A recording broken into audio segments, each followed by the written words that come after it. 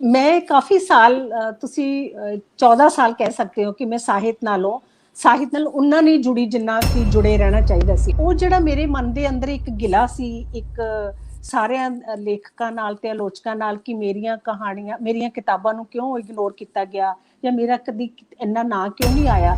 ਵੱਡੇ ਵੱਡੇ ਨਾਮਵਰ ਸਥਾਪਿਤ ਲੇਖਕਾਂ ਨੇ ਜਿਵੇਂ ਜਸਵੀਰ ਸਿੰਘ ਰਾਣਾ ਜੀ, ਪ੍ਰੋਫੈਸਰ ਪਰਵਿੰਦਰ ਸਿੰਘ ਜੀ, ਵੱਡੇ ਵੱਡੇ ਜਿਹੜੇ ਚਿੰਤਕ ਨੇ ਉਹਨਾਂ ਨੇ ਵੀ, प्रोफेसर HS डिंपल होरा ने, निरंजन बोहा जी ने, दर्शन जोगा जी ने और होर भी बहुत सारे नाम है जिन्होंने इस ते निर्मल जसवाल जी ने पोस्टां पाईयां जिवें हरकीरत कौर चहल, दीप्ति बबूटा, के तृप्ता सिंह, बलवीर कौर रिहल ते अपने जसपाल कई जी, अपने सिमरन धालीवाल जी।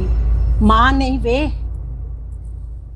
औरत आख औरत, ਅੱਜ ਤੂੰ ਹਰ ਰਿਸ਼ਤੇ ਦੀ ਥਾਂ ਭੁੱਲ ਗਿਆ, ਅੱਜ ਆਪਣੀ ਨੂੰਹ ਦੀ ਇੱਜ਼ਤ ਤੇ ਹੱਥ ਪਾਇਆ, ਕੱਲ ਨੂੰ ਆਪਣੀ ਮਾਂ ਨੂੰ ਵੀ ਨੰਗਾ ਕਰ ਦੇ। ਮਨਦੀਪ ਬੈਨੀਪਾਲ, ਬਲਜੀਤ ਸਿੰਘ ਦੌਂ, अनुराग सिंह, फिर अपने समीप कांग, गिप्पी गरेवाल और राणा रणबीर और अंबरदीप सिंह। ते मैं ਇਹਦਾ ਬਿਲਕੁਲ ਹਿੱਸਾ ਬਣਨਾ ਚਾਹੁੰਦੀ ਹਾਂ। ਮੈਂ ਕਰਨਾ ਚਾਹੁੰਦੀ ਹਾਂ ਪੰਜਾਬੀ ਫਿਲਮਾਂ। ਨਿਰਮਲ ਰਿਸ਼ੀ ਜੀ ਕਿੰਨੇ ਅੱਛੇ ਰੋਲ ਕਰ ਰਹੇ ਨੇ। ਨਿੱਕਾ ਜ਼ੈਲਦਾਰ ਪਾਰਟ 1, ਨਿੱਕਾ ਜ਼ੈਲਦਾਰ ਪਾਰਟ 2, ਉਸ ਤੋਂ ਬਾਅਦ ਦਾਣਾ ਪਾਣੀ, ਕਿੰਨੇ ਅੱਛੇ ਉਹਨਾਂ ਨੇ ਰੋਲ ਕੀਤੇ ਨੇ। ਤੇ ਮੈਨੂੰ ਸ਼ਾਇਦ ਇਸ ਲਈ ਪੰਜਾਬੀ ਪ੍ਰੋਡਿਊਸਰ ਔਰ ਡਾਇਰੈਕਟਰ ਅਪਰੋਚ ਨਹੀਂ ਕਰਦੇ, ਸ਼ਾਇਦ ਉਹਨਾਂ ਨੂੰ ਇਹ ਲੱਗਦਾ ਹੈ ਕਿ ਬੰਬੇ ਤੋਂ ਅਸੀਂ ਆਰਟਿਸਟ ਬੁਲਾਵਾਂਗੇ ਤਾਂ ਸਾਨੂੰ ਮਹਿੰਗਾ ਪਏਗਾ, ਪਤਾ ਨਹੀਂ ਉਹ ਕੀ ਡਿਮਾਂਡ ਕਰੇਗਾ। ਸਭ ਦਾ ਇੱਕੋ ਜਿਹਾ ਹੁੰਦਾ ਹੈ ਪਰ ਹੌਸਲੇ ਸਭ ਦੇ ਵੱਖਰੇ ਹੁੰਦੇ ਨੇ। ਕੋਈ ਲੜ ਕੇ ਬਿਖਰ ਜਾਂਦੇ ਨੇ ਤੇ ਕੋਈ ਸੰਘਰਸ਼ ਕਰਕੇ ਨਿਖਰ ਜਾਂਦੇ ਨੇ। ਸਤਿ ਸ਼੍ਰੀ ਅਕਾਲ, ਨਮਸਤੇ, ਸਲਾਮ ਦੋਸਤੋ। ਮੈਂ ਤੁਹਾਡੀ ਆਪਣੀ ਹੋਸਟ ਤੇ ਦੋਸਤ ਅੰਜੂ ਅਮਨਦੀਪ ਗਰੋਵਰ ਤੁਹਾਡੇ ਸਭ ਦਾ ਸਾਡੇ ਅੱਜ ਦੇ ਪ੍ਰੋਗਰਾਮ ਸ਼ਖਸੀਅਤ ਵਿੱਚ ਵਰਲਡ ਪੰਜਾਬੀ ਟਾਈਮਸ ਕੈਨੇਡਾ ਤੇ ਪੰਜਾਬੀ ਸੱਥ ਮੈਲਬੌਰਨ ਵੱਲੋਂ ਨਿੱਘਾ ਸਵਾਗਤ ਕਰਦੀ ਹਾਂ। ਸਾਡੇ ਅੱਜ ਦੇ ਮਹਿਮਾਨ ਸਾਡੀ ਅੱਜ ਦੀ ਸ਼ਖਸੀਅਤ ਨੇ ਜਿਨ੍ਹਾਂ ਨੇ ਪੰਜਾਬੀ ਫਿਲਮ ਜਗਤ, ਹਿੰਦੀ ਫਿਲਮ ਜਗਤ, ਨਾਟਕ ਵਿੱਚ ਮੁੰਬਈ ਜਾ ਕੇ ਵੀ ਪੰਜਾਬੀਆਂ ਦਾ ਕੱਦ ਉੱਚਾ ਰੱਖਿਆ ਹੈ। ਉਹ ਇੱਕ ਬਹੁਪੱਖੀ ਅਦਾਕਾਰਾ, ਲੇਖਿਕਾ, ਕਹਾਣੀਕਾਰ, ਸਾਹਿਤਕਾਰ ਜਿਸਨੇ ਕਿ ਪੰਜਾਬੀ ਮਾਂ ਬੋਲੀ ਦੀ ਝੋਲੀ ਅਨੇਕਾਂ ਪੁਸਤਕਾਂ ਵੀ ਪਾਈਆਂ ਨੇ। ਉਹ ਹਰ ਮਾਂ ਲਈ, ਹਰ ਔਰਤ ਲਈ ਚਾਨਣ ਮੁਨਾਰਾ ਹੈ, ਰਾਹ ਦਸੇਰਾ ਹੈ। ਮੇਰੀ ਮੁਰਾਦ ਮੈਡਮ ਕੁਲਬੀਰ ਕੌਰ ਬਡੇਸਰੋਂ ਜੀ ਤੋਂ ਹੈ ਤੇ ਮੈਂ ਬੜੇ ਹੀ ਮਾਣ ਤੇ ਸਤਿਕਾਰ ਨਾਲ world Punjabi Times doctor Surjit Singh ਤੇ ਉਹਨਾਂ ਦੀ ਟੀਮ ਵੱਲੋਂ, ਪੰਜਾਬੀ ਸੱਥ ਮੈਲਬੌਰਨ ਮੈਡਮ ਕੁਲਜੀਤ ਕੌਰ ਗਜ਼ਲ ਤੇ ਉਹਨਾਂ ਦੀ ਟੀਮ ਵੱਲੋਂ ਮੈਡਮ ਕੁਲਬੀਰ ਬਡੇਸਰੋਂ ਜੀ ਨੂੰ ਜੀ ਆਇਆਂ ਕਹਿੰਦੀ ਹਾਂ ਤੇ ਉਹਨਾਂ ਦਾ ਨਿੱਘਾ ਸਵਾਗਤ ਕਰਦੀ ਹਾਂ। ਬਹੁਤ ਬਹੁਤ ਸ਼ੁਕਰੀਆ ਜੀ। ਮੈਂ ਵੀ ਵਰਲਡ ਪੰਜਾਬੀ ਟਾਈਮਸ ਕੈਨੇਡਾ ਤੇ ਪੰਜਾਬੀ ਸੱਥ ਮੈਲਬੌਰਨ ਦਾ ਤੇ ਤੁਹਾਡਾ ਅੰਜੂ ਅਮਨਦੀਪ ਗਰੋਵਰ ਜੀ ਤੇ ਡਾਕਟਰ ਸੁਰਜੀਤ ਸਿੰਘ ਭਨੋਟ ਜੀ ਦਾ ਤੇ ਡਾਕਟਰ ਕੁਲਜੀਤ ਜੀ ਗਜ਼ਲ ਤੇ ਉਹਨਾਂ ਦੀ ਸਾਰੇ ਟੀਮ ਤੇ ਤੁਹਾਡੀ ਸਾਰੇ ਟੀਮ ਦਾ ਬਹੁਤ ਬਹੁਤ ਸ਼ੁਕਰੀਆ ਕਰਦੀ ਹਾਂ। ਬਹੁਤ ਬਹੁਤ ਮੇਰੇ ਵੱਲੋਂ ਸਾਰਿਆਂ ਨੂੰ ਸਤਿ ਸ੍ਰੀ ਅਕਾਲ, ਆਦਾਬ, ਨਮਸਕਾਰ ਕਿ ਤੁਸੀਂ ਅੱਜ ਮੈਨੂੰ ਆਪਣੇ ਮੰਚ ਤੇ ਆਉਣ ਦਾ ਮੌਕਾ ਦਿੱਤਾ, ਰੂਬਰੂ ਹੋਣ ਦਾ ਮੌਕਾ ਦਿੱਤਾ। ਤੁਹਾਡਾ ਬਹੁਤ ਬਹੁਤ ਸ਼ੁਕਰੀਆ। Thank you so much ma'am. ਇੱਕ ਵਾਰੀ ਫੇਰ ਤੁਹਾਡਾ ਬਹੁਤ ਬਹੁਤ ਸਵਾਗਤ ਹੈ ਸਾਡੇ ਅੱਜ ਦੇ ਪ੍ਰੋਗਰਾਮ ਵਿੱਚ। ਇਸ ਤੋਂ ਪਹਿਲਾਂ ਕਿ ਆਪਾਂ ਰੂਬਰੂ ਹੋਈਏ, ਤੁਹਾਡੇ ਬਾਰੇ ਜਾਣੀਏ, ਕਿਉਂ ਨਾ ਆਪਾਂ ਤੁਹਾਡੀ ਜ਼ਿੰਦਗੀ ਦਾ ਸਫ਼ਰ ਕੁਝ ਤਸਵੀਰਾਂ ਰਾਹੀਂ ਵੇਖੀਏ। ਕੁਲਬੀਰ ਬਡੇਸਰੋਂ ਭਾਰਤੀ ਫਿਲਮ ਅਤੇ ਟੀਵੀ ਜਗਤ ਦਾ ਇੱਕ ਚਰਚਿਤ ਚਿਹਰਾ ਹੈ। ਅਜਿਹਾ ਹੱਸਦਾ ਚਿਹਰਾ ਜੋ ਇੱਕ ਪੰਜਾਬਣ ਮੁਟਿਆਰ ਦੇ ਪਿੰਡ ਤੋਂ ਦੂਰ ਫਿਲਮ ਨਗਰੀ 'ਚ ਪਹੁੰਚ ਵਰ੍ਹਿਆਂ ਦੇ ਸੰਘਰਸ਼ ਦੀ ਗਾਥਾ ਬਿਆਨ ਕਰਦਾ ਹੈ। ਪੰਜਾਬ ਤੋਂ ਵੱਡੇ ਪਰਦੇ ਦੀ ਚਾਹਤ ਵਿੱਚ ਮੁੰਬਈ ਪਹੁੰਚੀ ਕੁਲਬੀਰ ਨੇ ਸਟਾਰ ਪਲੱਸ ਦੇ ਡੇਲੀ ਸੋਪ ਦੇਸ਼ ਮੈਂ ਨਿਕਲਾ ਹੋਗਾ ਚਾਂਦ ਵਿੱਚ ਲਈ ਭੂਆ ਦੇ ਅਹਿਮ ਕਿਰਦਾਰ ਵਜੋਂ ਦਰਸ਼ਕਾਂ ਦੇ ਜ਼ਿਹਨ ਵਿੱਚ ਦਸਤਕ ਦਿੱਤੀ। ਇਸ ਉਪਰੰਤ ਉਹ ਨਾਗਨ, ਤਲਾਕ, CID, ਕ੍ਰਾਈਮ ਪੈਟਰੋਲ, ਜਮਾਈ ਰਾਜਾ, ਸਾਵਧਾਨ ਇੰਡੀਆ ਸਮੇਤ ਲਗਭਗ ਰੋਜ਼ ਦਾ ਟੀਵੀ ਚਿਹਰਾ ਬਣ ਗਿਆ। ਕੁਲਬੀਰ ਨੇ ਪੰਜਾਬੀ ਫਿਲਮਾਂ ਬਦਲਾ ਜੱਟੀ ਦਾ, ਸਰਬੰਸ ਸਾਨੀ ਗੁਰੂ ਗੋਬਿੰਦ ਸਿੰਘ, ਸਿਕੰਦਰਾ, ਪੁਰਜਾ ਪੁਰਜਾ ਕੱਟ ਮਰੇ, ਦੇਸ਼ ਹੋਇਆ ਪਰਦੇਸ, ਇੱਕ ਜਿੰਦ ਇੱਕ ਜਾਨ ਸਮੇਤ 2 ਦਰਜਨ ਦੇ ਕਰੀਬ ਪੰਜਾਬੀ ਫਿਲਮਾਂ ਤੋਂ ਇਲਾਵਾ ਦਿਲ ਪਰਦੇਸੀ ਹੋ ਗਿਆ, ਵੀਰ ਜਾਰਾ, ਇੰਤਕਾਮ, ਹੱਸੀ ਤੋਂ ਫਸੀ, ਹਿੰਦੀ ਮੀਡੀਅਮ, ਰਾਉਡੀ ਰਾਠੌੜ ਸਮੇਤ 2 ਦਰਜਨ ਹਿੰਦੀ ਫਿਲਮਾਂ ਵਿੱਚ ਵੀ ਆਪਣੀ ਹਾਜ਼ਰੀ ਦਰਜ ਕਰਵਾਈ ਹੈ। ਫਿਲਮਾਂ ਤੇ ਟੀਵੀ ਅਦਾਕਾਰਾ ਵਜੋਂ ਸਥਾਪਿਤ ਕੁਲਬੀਰ ਇੱਕ ਉੱਘੀ ਲੇਖਿਕਾ ਹੈ। ਉਹ ਇੱਕ ਅਜਿਹੀ ਪੰਜਾਬੀ ਕਹਾਣੀਕਾਰ ਹੈ ਜੋ ਪੰਜਾਬ ਤੋਂ ਫਿਲਮ ਨਗਰੀ ਮੁੰਬਈ ਪਹੁੰਚ ਪ੍ਰਸਿੱਧ ਟੀਵੀ ਅਤੇ ਫਿਲਮ ਅਦਾਕਾਰਾ ਬਣ ਗਈ। ਕਹਾਣੀਕਾਰਾ ਇਸ ਲਈ ਕਿਉਂਕਿ ਉਸ ਦੀ ਕਹਾਣੀ ਸਿਰਜਣ ਤੇ ਪੂਰੀ ਪਕੜ ਹੈ ਅਤੇ ਸਾਹਿਤ ਸਿਰਜਣ ਪ੍ਰਕਿਰਿਆ ਵਿੱਚ ਉਸ ਦੀ ਆਮਦ ਵੀ ਪਹਿਲੀਆਂ ਕਹਾਣੀਆਂ ਦੀ ਪੁਸਤਕ ਨਾਵਲਟ ਦਾਇਰੇ ਨਾਲ ਹੋਈ ਸੀ। ਉਸ ਤੋਂ ਬਾਅਦ ਉਸ ਦੀਆਂ ਕਈ ਹੋਰ ਕਹਾਣੀ ਦੀਆਂ ਕਿਤਾਬਾਂ ਜਿਵੇਂ ਇੱਕ ਖਤ ਪਾਪਾ ਦੇ ਨਾਲ, ਪਲੀਜ਼ ਮੈਨੂੰ ਪਿਆਰ ਦਿਓ, ਕਦੋਂ ਆਏਗੀ, ਬਨ ਬਨ ਗੈਂਡੇ ਦੀ ਕਹਾਣੀ, ਤੁਮ ਕਿਉਂ ਉਦਾਸ ਹੋ ਅਤੇ ਪੀਲੀ ਬੱਤਖ ਵੀ ਸ਼ਬਨਮ। ਕਵਿਤਾ ਤੇ ਹੱਥ ਅਜ਼ਮਾਈ ਕਰਦਿਆਂ ਕੁਲਬੀਰ ਦੀ ਕਾਵਿ ਪੁਸਤਕ ਹੌਕੇ ਦੀ ਭਟਕਣ ਵੀ ਪਾਠਕਾਂ ਦੀ ਝੋਲੀ ਪਈ ਹੈ। ਅਦਾਕਾਰੀ ਦੇ ਰੁਝੇਵੇਂ ਭਰੀ ਜ਼ਿੰਦਗੀ 'ਚ ਕੁਲਬੀਰ ਹਾਲੇ ਵੀ ਪੰਜਾਬੀ ਜ਼ੁਬਾਨ ਨੂੰ ਪਰਨਾਈ ਪੰਜਾਬੀ ਸਾਹਿਤ ਰਚਨਾ ਨਾਲ ਨਿਰੰਤਰ ਜੁੜੀ ਹੋਈ ਹੈ। ਸ਼ਾਲਾ ਕੁਲਬੀਰ ਬਡੇਸਰੋਂ ਇਸ ਤਰ੍ਹਾਂ ਭਾਰਤੀ ਅਦਾਕਾਰੀ ਦੇ ਖੇਤਰ ਵਿੱਚ ਪਲਾਂਘਾਂ ਪੁੱਟਦਿਆਂ ਪੰਜਾਬੀ ਮਾਂ ਬੋਲੀ ਦੀ ਨਿਰੰਤਰ ਸੇਵਾ ਕਰਦੀ ਰਹੀ।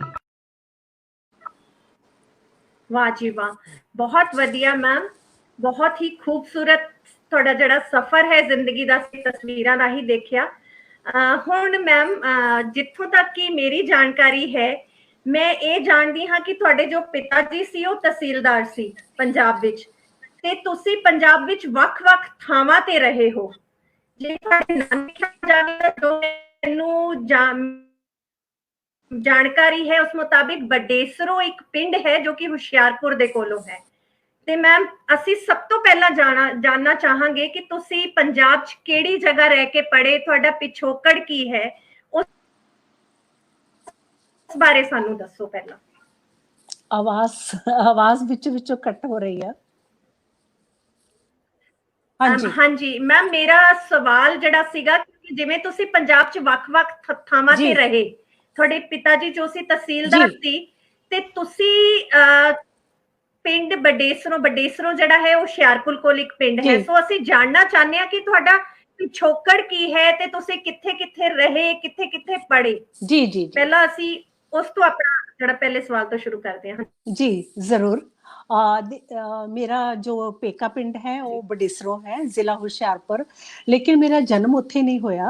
मेरा जन्म होया पिंड सावा, जिला हुशियारपुर, क्योंकि मेरे पापा जो सन वो तहसीलदार सन ते उन्हां दी अलग-अलग थावां ते ना ट्रांसफर हुंदी रहिंदी सी, ਤੇ ਜਦੋਂ ਉੱਥੇ ਮੁਰੱਬਾਬੰਦੀ ਦਾ ਕੰਮ ਪੂਰਾ ਹੋ ਜਾਂਦਾ ਸੀ ਫਿਰ ਉਹਨਾਂ ਦੀ ਟ੍ਰਾਂਸਫਰ ਅਗਲੀ ਜਗ੍ਹਾ ਤੇ ਹੋ ਜਾਂਦੀ ਸੀ ਤੇ ਅਸੀਂ ਉਹਨਾਂ ਨਾਲ ਅਗਲੀ ਜਗ੍ਹਾ ਤੇ ਉਹਨਾਂ ਨਾਲ ਹੀ ਸ਼ਿਫਟ ਹੋ ਜਾਂਦੇ ਸਾਂ। ਤੇ ਜਦੋਂ ਮੇਰਾ ਜਨਮ ਹੋਇਆ ਉਹਨਾਂ ਦਿਨਾਂ ਵਿੱਚ ਉਹਨਾਂ ਦੀ ਜਿਹੜੀ ਪੋਸਟਿੰਗ ਸੀ ਉਹ ਪਿੰਡ ਸਾਵਾ, ਜ਼ਿਲ੍ਹਾ ਹੁਸ਼ਿਆਰਪੁਰ ਚ ਸੀ। ਤੇ ਲੇਕਿਨ ਫਿਰ ਜਿਹੜੀ ਮੇਰੀ ਪੜ੍ਹਾਈ ਆ, ਫਿਰ ਜਦੋਂ ਮੈਂ ਕੱਚੀ ਪਹਿਲੀ ਜਿਹਨੂੰ ਕਹਿ ਸਕਦੇ ਹਾਂ ਉਹ ਦਾਖਲ ਹੋਈ, ਮੈਂ ਆਪਣੇ ਪਿੰਡ ਬਡੇਸਰੋਂ ਚ ਹੀ ਹੋਈ ਸੀ। ਮੈਨੂੰ ਅੱਜ ਤੱਕ ਉਹ ਯਾਦ ਆ ਆਪਣੀ ਕੱਚੀ ਪਹਿਲੀ ਜਦੋਂ ਸਕੂਲ ਜਾਂਦੇ ਹੁੰਦੇ ਸੀ ਤੇ ਅਸੀਂ ਕਿਵੇਂ ਫੱਟੀ ਦੇ ਉੱਤੇ ਗਾਚੀ ਮਲ ਕੇ ਫੱਟੀ ਨੂੰ ਗੋਲ ਗੋਲ ਘੁਮਾਉਂਦੇ ਸੀ ਔਰ ਕਹਿੰਦੇ ਸੀ ਸੂਰਜਾ ਸੂਰਜਾ ਫੱਟੀ ਸੁਕਾ, ਨਹੀਂ ਸੁਕਾਉਣੀ ਤਾਂ ਘਰ ਨੂੰ ਜਾ। ਫਿਰ ਇਸ ਤਰ੍ਹਾਂ ਮੇਰੇ ਪਾਪਾ ਦੀ ਅਲੱਗ-ਅਲੱਗ ਜਗ੍ਹਾ ਤੇ ਫਿਰ ਟ੍ਰਾਂਸਫਰ ਹੁੰਦੀ ਰਹੀ, ਜਿਵੇਂ ਮਲੋਟ, ਜੀਂਦ, ਅਬੋਹਰ, ਬਠਿੰਡਾ, ਲੁਧਿਆਣਾ। ਤੇ ਇਸ ਤਰ੍ਹਾਂ ਮੈਂ ਅਲੱਗ-ਅਲੱਗ ਸ਼ਹਿਰਾਂ ਵਿੱਚ ਪੜ੍ਹਾਈ ਪੂਰੀ ਕੀਤੀ। 10ਵੀਂ ਫਿਰ ਮੈਂ ਲੁਧਿਆਣੇ ਵਿੱਚ ਅਖੀਰ 'ਚ ਕੀਤੀ ਔਰ ਫਿਰ 11ਵੀਂ ਤੇ 12ਵੀਂ SGGS ਖਾਲਸਾ ਕਾਲਜ ਮਾਹਿਲਪੁਰ ਜੋ ਕਿ ਜ਼ਿਲ੍ਹਾ ਹੁਸ਼ਿਆਰਪੁਰ ਵਿੱਚ ਹੀ ਹੈ, ਉੱਥੇ ਕੀਤੀ। ਤੇ ਫਿਰ 13ਵੀਂ ਤੇ 14ਵੀਂ ਇਹ ਮੈਂ Khalsa college for women Jalandhar 'ਚ ਕੀਤੀ। ਤੇ ਉਸ ਤੋਂ ਬਾਅਦ MA ਹੁਸ਼ਿਆਰਪੁਰ ਗਵਰਨਮੈਂਟ ਕਾਲਜ ਤੇ MPhil ਚੰਡੀਗੜ੍ਹ ਪੰਜਾਬ ਯੂਨੀਵਰਸਿਟੀ। ਔਰ MPhil ਕਰਦਿਆਂ ਹੀ ਮੈਂ, ਬਲਕਿ ਉਸ ਤੋਂ ਵੀ ਪਹਿਲਾਂ ਮੈਂ ਜਲੰਧਰ ਦੂਰਦਰਸ਼ਨ ਵਿੱਚ ਅਨਾਉਂਸਰ ਬਣ ਗਈ ਸੀ, ਕਿਉਂਕਿ ਮੈਨੂੰ ਬਹੁਤ ਅੱਛਾ ਲੱਗਦਾ ਸੀ। ਇੱਕ ਖਾਸ ਮੈਨੂੰ ਅਟਰੈਕਸ਼ਨ ਹੁੰਦੀ ਸੀ ਕੈਮਰਾ ਦੀ, ਟੀਵੀ ਤੇ ਆਣਾ, ਜਦੋਂ ਕਿ ਸਾਡੇ ਘਰ ਵਿੱਚ ਕਿਸੇ ਦਾ ਦੂਰ ਦੂਰ ਤੱਕ ਵੀ ਕੋਈ ਸੰਬੰਧ ਨਹੀਂ ਸੀ, ਨਾ ਤਾਂ ਐਕਟਿੰਗ ਨਾਲ ਔਰ ਨਾ ਟੀਵੀ ਤੇ ਜਾਂ ਰੇਡੀਓ ਤੇ ਆਉਣ ਦਾ। ਪਤਾ ਨਹੀਂ ਮੇਰੇ ਅੰਦਰ ਇਹ ਕਿੱਥੋਂ ਇਹ ਇੱਕ ਚਿੜੰਗ ਜਾਗੀ, ਕਿੱਥੋਂ ਇਹ ਸ਼ੌਕ ਹੋਇਆ ਮੈਨੂੰ ਕਿ ਮੈਂ ਟੀਵੀ ਤੇ ਆਣਾ। ਬਸ ਆਪਣੇ ਆਪ ਹੀ ਮੈਂ ਬੱਸ ਫੜ ਕੇ ਚਲੀ ਜਾਂਦੀ ਸੀ ਜਲੰਧਰ, ਉੱਥੇ ਜਾ ਕੇ ਫਾਰਮ ਭਰ ਦਿੰਦੀ ਸੀ ਤੇ ਮੈਂ ਅਨਾਉਂਸਰ ਸਿਲੈਕਟ ਹੋ ਗਈ। ਫਿਰ ਮੈਂ ਅਪਰੂਵਡ ਆਰਟਿਸਟ ਉੱਤੇ, ਉਸ ਤੋਂ ਪਹਿਲਾਂ ਤਾਂ ਮੈਂ ਅਪਰੂਵਡ ਆਰਟਿਸਟ ਹੋ ਚੁੱਕੀ ਸੀ। ਫਿਰ ਮੈਂ ਰੇਡੀਓ ਤੇ ਵੀ ਅਪਰੂਵਡ ਆਰਟਿਸਟ ਹੋ ਚੁੱਕੀ ਸੀ। ਰੇਡੀਓ ਤੇ ਮੈਂ ਬਾਅਦ ਵਿੱਚ ਕਹਾਣੀਆਂ ਵੀ ਪੜ੍ਹਦੀ ਰਹੀ ਤੇ ਇਸ ਤਰ੍ਹਾਂ ਮੈਨੂੰ ਇੱਕ ਜਿਹੜਾ ਇਹ ਗਲੈਮਰ ਦੀ ਦੁਨੀਆ ਸੀ ਆਪਣੇ ਵੱਲ ਖਿੱਚਦੀ ਸੀ ਤੇ ਮੈਂ ਜਲੰਧਰ ਦੂਰਦਰਸ਼ਨ ਤੇ ਜਾ ਕੇ ਅਨਾਉਂਸਰ ਬਣੀ। ਉਸ ਤੋਂ ਬਾਅਦ ਫਿਰ ਮੈਂ ਉੱਥੇ ਇੱਕ ਗਵਰਨਮੈਂਟ ਜੌਬ 'ਚ ਵੀ ਪੋਸਟਾਂ ਨਿਕਲੀਆਂ ਔਰ ਇੰਟਰਵਿਊ ਦਿੱਤੀ, ਉਹਦੇ ਵਿੱਚ ਵੀ ਸਿਲੈਕਟ ਹੋ ਗਈ, ਯਾਨੀ ਕਿ ਅਸਿਸਟੈਂਟ ਪ੍ਰੋਡਕਸ਼ਨ ਅਸਿਸਟੈਂਟ, ਜਿਹਨੂੰ ਅਸਿਸਟੈਂਟ ਪ੍ਰੋਡਿਊਸਰ ਵੀ ਕਹਿ ਸਕਦੇ ਹਾਂ, ਉਹ ਸਿਲੈਕਟ ਹੋ ਗਈ। ਉੱਥੇ ਫਿਰ ਮੈਂ 7-8 ਸਾਲ ਨੌਕਰੀ ਵੀ ਕੀਤੀ। ਲੇਕਿਨ ਉਸ ਤੋਂ ਪਹਿਲਾਂ ਮੈਂ ਕਾਫੀ ਡਰਾਮੇ ਕੀਤੇ। ਹਾਂਜੀ, ਜਲੰਧਰ ਟੀਵੀ ਤੇ ਕਾਫੀ ਡਰਾਮਿਆਂ 'ਚ ਭਾਗ ਲਿਆ, ਰੇਡੀਓ ਤੇ ਵੀ ਲਿਆ ਤੇ ਮੇਰੇ ਘਰ ਦੇ ਜਿਹੜੇ ਸੀ ਉਹ ਬੜੇ ਖੁਸ਼ ਹੁੰਦੇ ਸਨ। ਹਾਲਾਂਕਿ ਉਹਨਾਂ ਦਾ ਇਸ ਨਾਲ ਕੋਈ ਹੈ ਨਹੀਂ ਸੀ ਕੋਈ ਵੀ ਸੰਬੰਧ। ਉਹ ਤੇ ਸਾਡੀ ਜਿਹੜੀ ਫੈਮਿਲੀ ਆ ਇੱਕ ਪੜ੍ਹਨ ਲਿਖਣ ਵਾਲੀ ਫੈਮਿਲੀ ਸੀ, ਕਿਉਂਕਿ ਪਾਪਾ ਜੀ ਕੰਸੋਲੀਡੇਸ਼ਨ ਆਫਿਸਰ ਸਨ ਤੇ ਉਹ ਅੱਗੋਂ ਬੱਚਿਆਂ ਨੂੰ ਵੀ ਸਾਰਿਆਂ ਨੂੰ ਪੜ੍ਹਾ ਰਹੇ ਸਨ। ਤੇ ਮੇਰੇ ਸਭ ਤੋਂ ਵੱਡੇ ਜਿਹੜੇ ਬ੍ਰਦਰ ਸਨ ਉਹ ਸਟੇਸ਼ਨ ਮਾਸਟਰ ਸਨ। ਉਸ ਤੋਂ ਛੋਟੇ ਬ੍ਰਦਰ ਪੜ੍ਹ ਰਹੇ ਸਨ, ਉਹ ਕੈਨੇਡਾ ਚਲੇ ਸ਼ਿਫਟ ਹੋ ਗਏ। ਮੇਰੀ ਸਿਸਟਰ ਵੀ ਪੜ੍ਹ ਰਹੀ ਸੀ, ਸਭ ਤੋਂ ਵੱਡੀ, ਉਹ ਵੀ ਫਿਰ ਕੈਨੇਡਾ ਸ਼ਿਫਟ ਹੋ ਗਈ। ਇਸ ਤਰ੍ਹਾਂ ਹੌਲੀ ਹੌਲੀ ਵਿਦੇਸ਼ਾਂ ਵਿੱਚ ਵਸਦੇ ਗਏ ਤੇ ਮੈਂ ਜਲੰਧਰ ਦੂਰਦਰਸ਼ਨ ਮੈਂ, ਹਾਲਾਂਕਿ ਮੈਂ ਐਮਫਿਲ ਕਰਦੀ ਸੀ, ਹੋਣਾ ਤੇ ਇਹ ਚਾਹੀਦਾ ਸੀ ਕਿ ਮੈਂ ਪ੍ਰੋਫੈਸਰ ਵਾਸਤੇ ਕਿਤੇ ਅਪਲਾਈ ਕਰਦੀ, ਪਰ ਮੇਰਾ ਰੁਝਾਨ ਜਿਹੜਾ ਸੀ, ਮੇਰਾ ਮਨ ਸੀ ਜੋ ਉਹ ਕੈਮਰੇ ਲਈ ਖਿੱਚ ਪਾਉਂਦਾ ਸੀ ਤੇ ਮੈਨੂੰ ਟੀਵੀ ਤੇ ਹੀ ਡਰਾਮੇ ਕਰਨੇ ਔਰ ਅਨਾਉਂਸਮੈਂਟ ਕਰਨੇ। ਜਦੋਂ ਮੈਂ ਨੌਕਰੀ ਜੁਆਇਨ ਕਰ ਲਈ ਉਦੋਂ ਵੀ ਮੈਂ ਇੰਟਰਵਿਊਜ਼ ਕਰਦੀ ਹੁੰਦੀ ਸੀ ਵੱਡੇ ਵੱਡੇ ਰਾਈਟਰਸ ਦੀਆਂ ਤੇ ਹਾਂਜੀ ਹੋਰ ਕਲਾਕਾਰਾਂ ਦੀਆਂ, ਰੋਜ਼ਗਾਰ ਸਮਾਚਾਰ ਵੀ ਪੜ੍ਹਦੀ ਹੁੰਦੀ ਸੀ ਤੇ ਇਹ ਸਭ ਮੈਨੂੰ ਬਹੁਤ ਅੱਛਾ ਲੱਗਦਾ ਹੁੰਦਾ ਸੀ। ਤੇ ਇਸ ਤਰ੍ਹਾਂ ਮੇਰੀ ਉੱਥੋਂ ਸ਼ੁਰੂਆਤ ਹੋਈ। ਲੇਕਿਨ ਫਿਰ ਉੱਥੇ ਹੀ ਰਹਿੰਦਿਆਂ ਮੈਂ ਕੁਝ ਪੰਜਾਬੀ ਫਿਲਮਾਂ 'ਚ ਕੰਮ ਕੀਤਾ, ਜਿਵੇਂ ਗੁੱਡੋ, ਬਦਲਾ ਜੱਟੀ ਦਾ। ਲੇਕਿਨ ਗਵਰਨਮੈਂਟ ਜੌਬ 'ਚ ਅਗਰ ਤੁਸੀਂ ਹੁੰਦੇ ਹੋ ਤਾਂ ਤੁਹਾਨੂੰ ਅਲਾਓ ਨਹੀਂ ਹੈ ਕਿ ਤੁਸੀਂ ਬਾਹਰ ਵੀ ਕੰਮ ਕਰੋ। ਜੀ, ਤੇ ਉਹ ਫਿਰ ਮੇਰੇ ਆਫਿਸ ਵਾਲੇ ਇਤਰਾਜ਼ ਕਰਦੇ ਸਨ ਤੇ ਇਸ ਨਾਲ ਮੇਰਾ ਮਨ ਬੜਾ ਬੇਚੈਨ ਹੁੰਦਾ ਸੀ ਤੇ ਮੈਨੂੰ ਲੱਗਿਆ ਕਿ ਨਹੀਂ, ਇਹ ਮੈਨੂੰ ਇੱਕ ਫੈਸਲਾ ਲੈਣਾ ਪਏਗਾ। ਇਹ ਜਿਹੜਾ ਮੈਂ ਹਰ ਰੋਜ਼ ਇਸ ਤਰ੍ਹਾਂ ਲੱਗਦਾ ਸੀ ਕਿ ਹਰ ਰੋਜ਼ ਮੈਂ ਤਿਲ ਤਿਲ ਕਰਕੇ ਮਰ ਰਹੀ ਹਾਂ। ਹਮੇਸ਼ਾ ਮੇਰੇ ਦਿਲ ਵਿੱਚ ਨਾ ਇੱਕ ਲਾਈਨ ਆਉਂਦੀ ਹੁੰਦੀ ਸੀ ਜਦੋਂ ਮੈਂ ਆਫਿਸ ਤੋਂ ਘਰ ਜਾ ਰਹੀ ਹੁੰਦੀ ਸੀ ਕਿ ਗਿਆ ਅੱਜ ਕਾ ਦਿਨ ਵੀ ਉਦਾਸ ਕਰਕੇ ਮੁਝੇ। ਮਤਲਬ ਇਹ ਮੇਰੀ ਜਿਹੜੀ ਆ ਮੇਰੀ ਬਿਰਤੀ ਇਸ ਤਰ੍ਹਾਂ ਰਹਿੰਦੀ ਸੀ ਉਦਾਸੀ ਵੱਲ, ਕਿਉਂਕਿ ਮੈਨੂੰ ਲੱਗਦਾ ਸੀ ਕਿ ਮੈਂ ਤਾਂ ਕੈਮਰੇ ਦੇ ਸਾਹਮਣੇ ਹੀ ਬੋਲਣਾ ਹੈ, ਕੈਮਰੇ ਦੇ ਸਾਹਮਣੇ ਐਕਟਿੰਗ ਕਰਨੀ ਹੈ। ਫਿਰ ਮੈਂ ਫਾਈਲਾਂ ਦੇ ਚੱਕਰਾਂ 'ਚ ਕਿਉਂ ਪਈ ਹੋਈ ਹਾਂ, ਕਿਉਂ ਮੈਂ 9 ਵਜੇ ਤੋਂ ਲੈ ਕੇ 10 ਵਜੇ ਤੱਕ ਫਾਈਲਾਂ ਨਾਲ ਜੂਝਦੀ ਰਹਿੰਦੀ ਹਾਂ ਆਫਿਸ ਵਿੱਚ। ਤੇ ਫਿਰ ਇੱਕ ਦਿਨ ਮੈਂ ਇਹ ਫੈਸਲਾ ਲੈ ਹੀ ਲਿਆ। ਹਾਲਾਂਕਿ ਇਸ ਫੈਸਲੇ ਵਿੱਚ ਮੇਰੇ ਹਸਬੈਂਡ ਦਾ ਕਾਫੀ ਰੋਲ ਸੀ। ਉਹ ਪਹਿਲਾਂ ਹੀ ਬੰਬੇ ਸ਼ਿਫਟ ਕਰ ਗਏ ਸਨ ਤੇ ਉਹਨਾਂ ਨੇ ਮੈਨੂੰ ਕਿਹਾ ਕਿ ਫਿਰ ਇਸ ਨਾਲ ਅੱਛਾ ਹੈ ਕਿ ਤੁਸੀਂ ਅਗਰ ਖੁੱਲੇ ਅਸਮਾਨ 'ਚ ਤੂੰ ਉੱਡਣਾ ਚਾਹੁੰਦੀ ਹੈ ਤਾਂ ਤੈਨੂੰ ਫਿਰ ਇੱਕ ਫੈਸਲਾ ਲੈਣਾ ਪਏਗਾ ਕਿ ਤੂੰ ਬੰਬੇ ਸ਼ਿਫਟ ਕਰ ਲੈ ਔਰ ਨੌਕਰੀ ਦਾ ਮੋਹ ਛੱਡਣਾ ਪਏਗਾ। ਲੇਕਿਨ ਮੈਂ ਇੱਥੇ ਇਹ ਕਹਿਣਾ ਚਾਹਾਂਗੀ ਕਿ ਕੋਈ ਕਿੰਨਾ ਵੀ ਤੁਹਾਨੂੰ ਹੱਲਾਸ਼ੇਰੀ ਦੇ ਔਰ ਤੁਹਾਡੇ ਲਈ ਫੈਸਲਾ ਕਰੇ, ਲੇਕਿਨ ਜੋ ਮੇਨ ਫੈਸਲਾ ਹੁੰਦਾ, ਆਖਰੀ ਫੈਸਲਾ ਹੁੰਦਾ, ਉਹ ਤੁਹਾਡਾ ਆਪਣਾ ਹੁੰਦਾ ਹੈ। ਉਹ ਤੁਹਾਡੇ ਆਪਣੇ ਮਨ ਵਿੱਚ ਇੱਕ ਪੱਕਾ ਇਰਾਦਾ ਹੋਣਾ ਚਾਹੀਦਾ ਹੈ ਕਿ ਤੁਸੀਂ ਕੀ ਕਰਨਾ ਹੈ। ਸੋ ਮੇਰੇ ਮਨ 'ਚ ਉਹ ਜਿਹੜਾ ਪੱਕਾ ਫੈਸਲਾ ਸੀ ਉਹ ਇਹ ਆ ਗਿਆ ਕਿ ਮੈਂ ਇਹ ਜ਼ਿੰਦਗੀ ਤੇ ਇੱਕ ਹੀ ਵਾਰ ਮਿਲਣੀ ਹੈ, ਇਸ ਵਿੱਚ ਮੈਂ ਨੌਕਰੀ ਵਿੱਚ ਹੀ ਆਪਣੀ ਜ਼ਿੰਦਗੀ ਨਹੀਂ ਗਵਾਣੀ ਹੈ। ਮੈਂ ਆਪਣੇ ਮਨਪਸੰਦ ਦਾ ਕੰਮ ਕਰਨਾ ਹੈ, ਜਿੱਥੇ ਮੇਰੇ ਤੇ ਜਦੋਂ ਮੇਰੀ ਕੋਈ ਫਿਲਮ ਰਿਲੀਜ਼ ਹੋਏ ਜਾਂ ਮੇਰਾ ਕੋਈ ਸੀਰੀਅਲ ਰਿਲੀਜ਼ ਹੋਏ ਤਾਂ ਕੋਈ ਇਤਰਾਜ਼ ਨਾ ਕਰੇ, ਕੋਈ ਇਹ ਨਾ ਕਹੇ ਕਿ ਤੁਸੀਂ ਇਹ ਨਹੀਂ ਕਰ ਸਕਦੇ। ਮੈਂ ਫ੍ਰੀਲਾਂਸਰ ਹੋ ਕੇ ਕੰਮ ਕਰਨਾ ਚਾਹਾਂਗੀ। ਸੋ ਇਹ ਫੈਸਲਾ ਲੈ ਕੇ ਮੈਂ ਅੱਜ ਤੋਂ 24 ਸਾਲ ਪਹਿਲਾਂ ਮੈਂ ਬੰਬੇ ਸ਼ਿਫਟ ਕਰ ਗਈ ਤੇ ਉਦੋਂ ਤੋਂ ਬਸ ਮੈਂ ਸੀਰੀਅਲਸ, ਫਿਲਮਸ, ਟੀਵੀ ਇਹਦੇ ਨਾਲ ਜੁੜੀ ਹੋਈ ਹਾਂ।